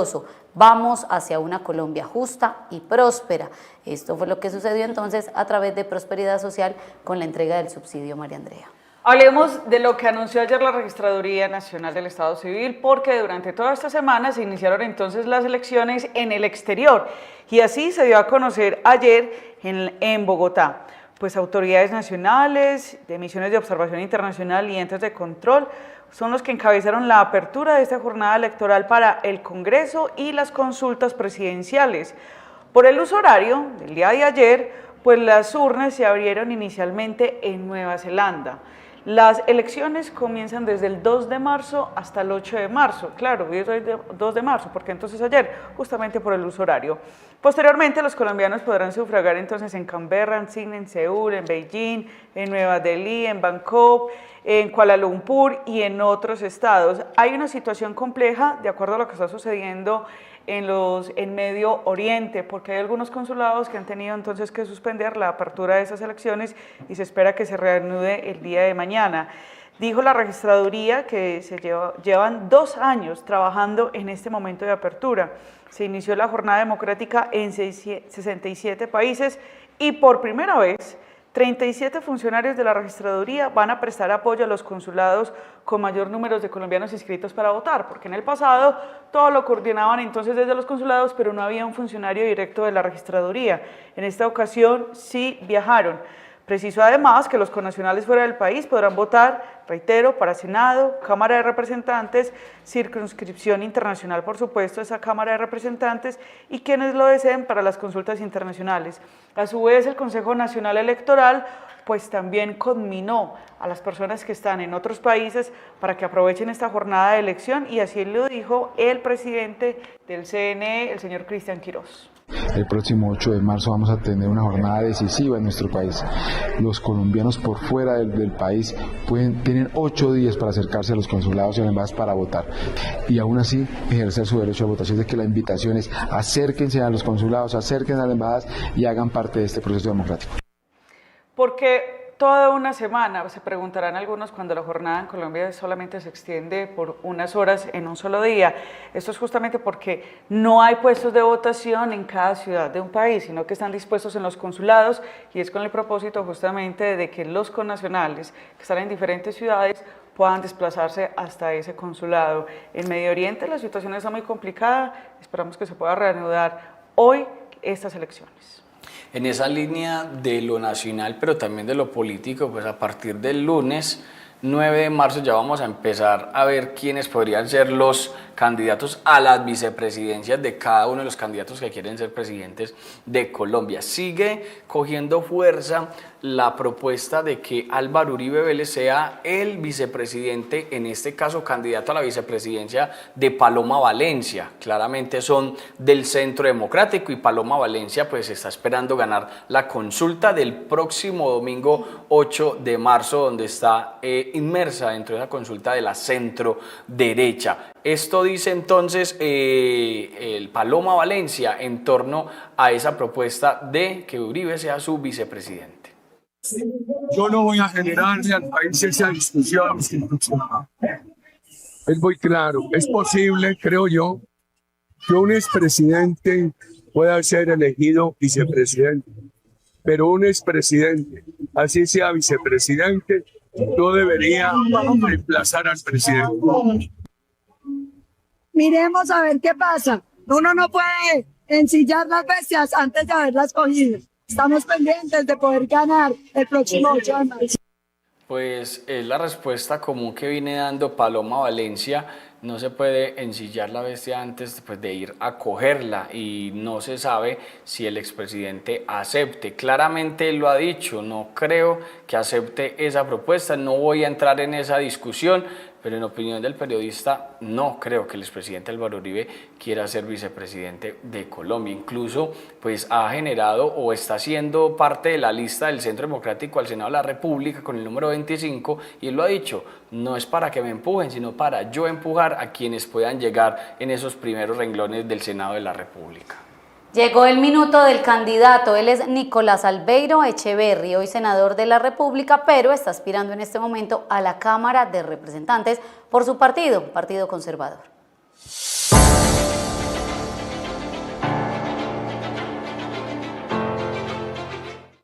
Soy Nicolás Albeiro Echeverri, candidato a la Cámara de Representantes por el Partido Conservador con el número 108 en el tarjetón. Te invito para que el próximo 8 de marzo me acompañes con tu voto. Desde el Congreso de la República continuaremos defendiendo la democracia y a Colombia, trabajando por el fortalecimiento de la familia, el desarrollo sostenible, el medio ambiente y los animales. Proyectos importantes como la defensa y la promoción de la economía plateada, la revisión de las pensiones y lo que ganan los pensionados para que puedan aumentar igual que el salario mínimo. Acompáñanos con tu voto y vota por nuestra experiencia, nuestra honestidad y transparencia a la Cámara de Representantes. Tras las intensas lluvias, el director de la UNGRED estuvo en el departamento de Antioquia, en la zona de Hidroituango, precisamente para analizar la zona.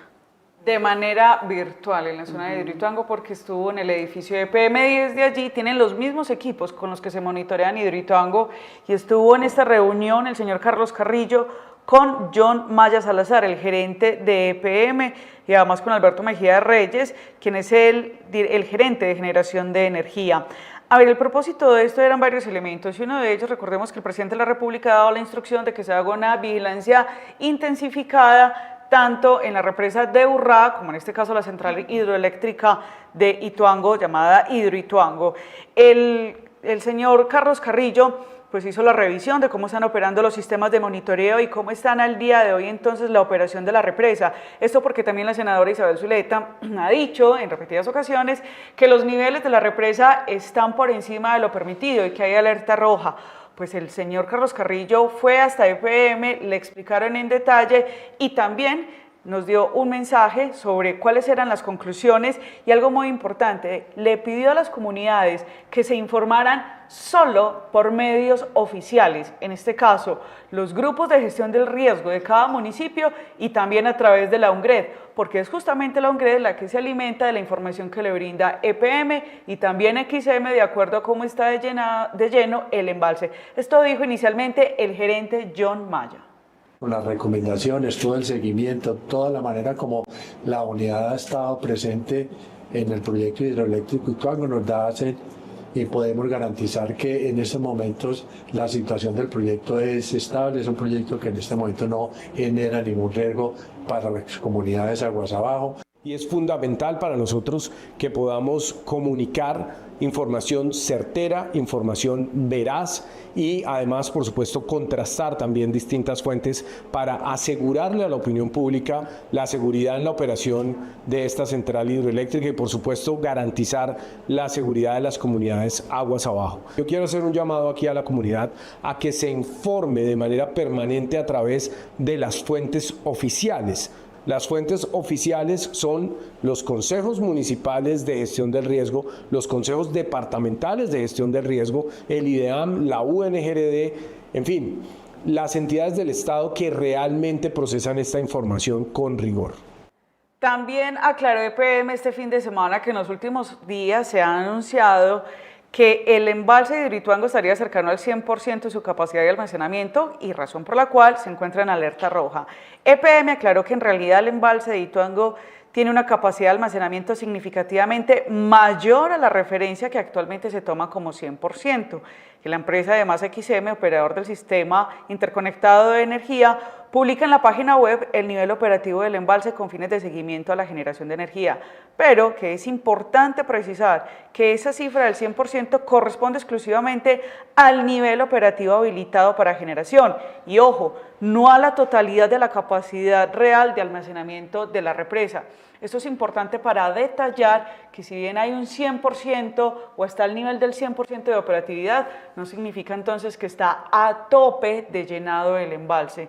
Incluso este fin de semana, el gerente de generación de energía explicó que se pueden abrir las compuertas para seguir vaciando este líquido sin necesidad de afectar, por supuesto, a las comunidades. Y un dato además muy importante que explicaba el gerente de generación de energía: desde el punto donde comienza a ingresar el agua hacia el río Cauca, hay 40 horas hasta que esa agua llega a la represa de Hidroituango. Por lo tanto, esas 40 horas le dan un margen de maniobra en el caso eventual que haya una avenida torrencial o una creciente súbita del caudal del río Cauca. Por ahora todo está en orden. Acá es donde se pensaba hacer entonces la visita hoy con los periodistas, la cual tuvo que ser cancelada.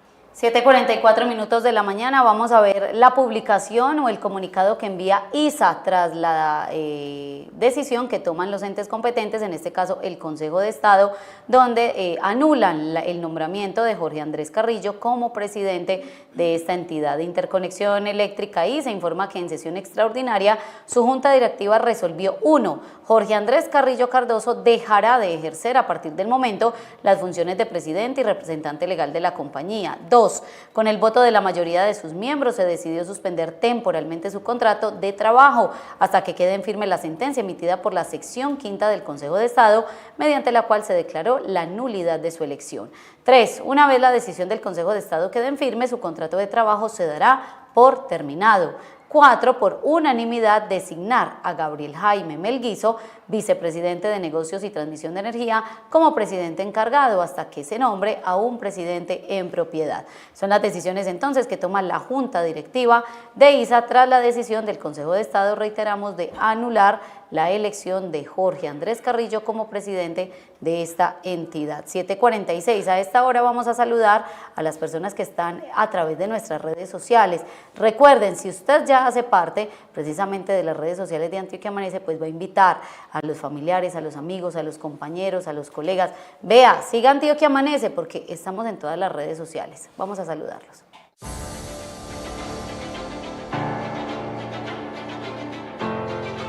Facebook, Instagram, YouTube, TikTok, X, www.antioquiamanece.com. Descarguen nuestra app en sus dispositivos inteligentes. Tenemos el canal de WhatsApp. Nos ven por CNC Medellín, TVN Global, 24/7 con información a través de las redes sociales. Así que ustedes no tienen excusa para estar bien informados de lo que pasa en el departamento de Antioquia, sus 9 subregiones, 123 municipios y 2 distritos que reúnen todo este terruño antioqueño. Gracias a los que están ahí activos y comentando de invitados o sobre los invitados y también sobre las noticias que ponemos en Antioquia Amanece. María Camila García conectada, Rodrigo Loaiza también conectada, Andrés Úsuga habla de Salvación Nacional, que no tiene lista propia cámara en Antioquia ni en ninguna parte, de acuerdo a lo que dice nuestro invitado. Edelmira Suárez dice: Carlos, Colombia, estamos contigo, apoyando al candidato y al invitado que estuvo con nosotros. También José Giraldo, ahí conectado a través del YouTube Live. En Facebook Live también Edwin Esteban Valencia Toro, saludos cordiales, Antioquia Amanece, siempre en sintonía con ustedes. Ya de hoy en una semana amaneceremos con un nuevo congreso. ¿Se atreven ustedes a decir sobre los 17 representantes por Antioquia? Vamos a estar haciendo ese análisis, a ver quiénes son los 17 representantes que nos van a estar representando, valga la redundancia, en el Congreso de la República. Emiliano Uribe, también conectado Mauricio Andrés Agudelo desde el municipio de Montebello. Los invitamos a todos ustedes para que comenten, para que den like, para que compartan todo lo que ponemos en Antioquia Amanece en las redes sociales con estilo propio, para que estén enterados de todo lo que pasa en el departamento de Antioquia y en el país. 7:48 minutos, hay reducción de gasolina, María Andrea, hay buena noticia. ¿Podemos salir entonces ya a tanquear? Luisa, mire, es que el Ministerio de Minas y Energía, con el señor Edwin Palma, firmó una nueva resolución para disminución de la gasolina corriente en 500 pesos. Recordemos que el 1 de febrero ya se había firmado una resolución de disminución de 500 pesos, el 28 de febrero se firma la segunda de 500 pesos, es decir, que en menos de 30 días ya se han firmado resoluciones por reducción de 1.000 pesos en la disminución de la gasolina. Esto lo tenemos que ver ya evidenciado en todas las estaciones de gasolina, sea la que sea. Esta imagen nos muestra cuál es entonces ese promedio de valor de la gasolina que quedaría para Medellín. Concentrémonos en esa. En febrero, en ese recorrido que hicimos, habíamos hablado de que el valor de la gasolina sería de 15.912 pesos por galón de gasolina corriente. Ahora, ¿en cuánto debe quedar? El valor es de 15.411 pesos, es decir, no se puede pasar de eso, tendría que estar incluso muchísimo menor, y pues esa es la intención en cada una de las estaciones de gasolina. El ministro Edwin Palma dijo que hoy podían decir con orgullo que el esfuerzo de ese gobierno se traduce en un esfuerzo, en un alivio concreto para los colombianos. Entre febrero y marzo logramos una rebaja acumulada de 1.000 pesos por galón.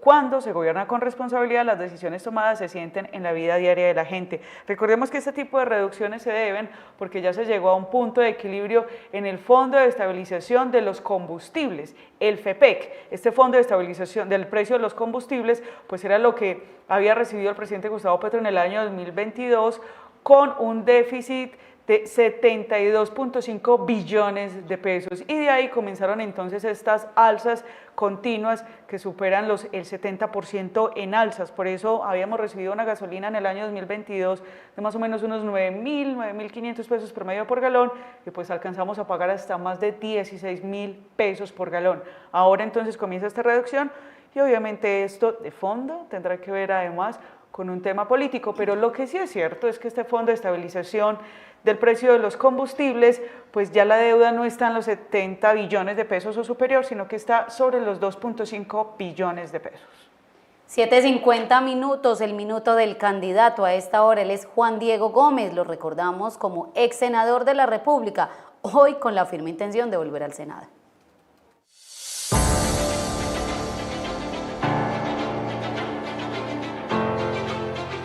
Soy Juan Diego Gómez, candidato al Senado por el Partido Conservador, marcando la C y el número 8.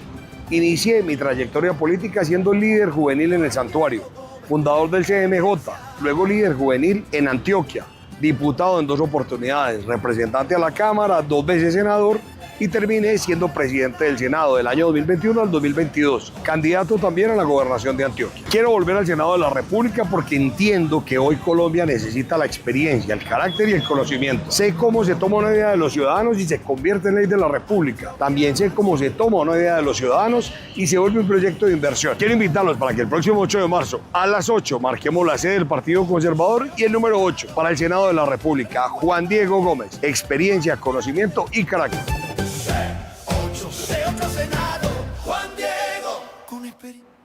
Continúa el cierre de la vía Medellín-Bogotá a la altura del municipio de San Luis, así lo informó el Invías, y esto porque todavía no se ha terminado de remover la cantidad de tierra que dejó el deslizamiento que se presentó la semana pasada. De acuerdo a lo que ha anunciado el Invías, se ha logrado remover 12.900 metros cúbicos de material tras el derrumbe en el kilómetro 50, en el tramo Santuario-Caño Alegre. Recordemos, esto es jurisdicción del municipio de San Luis. Se esperaba que en 3 días se pudiera desbloquear esta vía, pero ha sido muy complejo. Así lo informó el Instituto Nacional de Vías, quien advirtió además que siguen allí los trabajos. y que al cierre del 28 de febrero pues se habían alcanzado solamente estos 15.000 metros cúbicos. Asimismo informó que un equipo de especialistas en geotecnia realizó una visita de inspección técnica en el punto crítico. Tras la evaluación, los expertos emitieron una serie de recomendaciones estratégicas para el manejo de la inestabilidad que está localizada en este punto, garantizando de esta manera que la intervención técnica se ajuste a los requerimientos de seguridad y del terreno y lograr una apertura gradual de la vía en forma ágil y segura. Es decir, están dando pasos en forma intermitente, pero como ustedes ven, la cantidad de tierra y obviamente la inestabilidad de la montaña pues hace muy complejo que puedan abrir rápidamente. El Gobierno Nacional, a través del Ministerio de Transporte, pues también manifestó su compromiso para seguir trabajando y restablecer esta vía en el menor tiempo posible. Pero recordemos que este derrumbe se originó la semana pasada, ya llevan más de 6 días con esta vía a medio actuar. 7:53 minutos de la mañana. Recuerden que Antioquia Amanece hará cubrimiento especial de lo que será la jornada electoral de este domingo 8 de marzo, donde vamos a elegir nuestro nuevo Congreso de la República, senadores y representantes a la Cámara, pero también estaremos muy pendientes de esa consulta a la Presidencia de la República. Les vamos a contar detalles durante esta semana para que usted no se pierda esa emisión del próximo domingo 8 de marzo. Antioquia Amanece presente entonces en las elecciones y en esa jornada democrática que va a vivir el país. Y los candidatos y candidatas nos pueden seguir enviando su minuto del candidato. Allí nos cuentan su hoja de vida, también algunas propuestas y nos hacen la pedagogía para que los colombianos sepamos cómo vamos a votar este 8 de marzo. Recuerden que nuestra cita es de lunes a viernes de 6 a 8 de la mañana. Tenemos disponibles las redes sociales para todos ustedes. Estamos también a través del canal CNC Medellín y TVN Global. Nos pueden ver hoy en la noche precisamente a través del canal 104 de Claro. Y recuerden que mañana volvemos a las 6 en punto de la mañana. A partir de este momento nos encontramos en las redes sociales. Un feliz día. Aquí termina Antioquia Amanece. Nos encontramos de lunes a viernes, de 6 a 8 de la mañana, a través de nuestras redes sociales.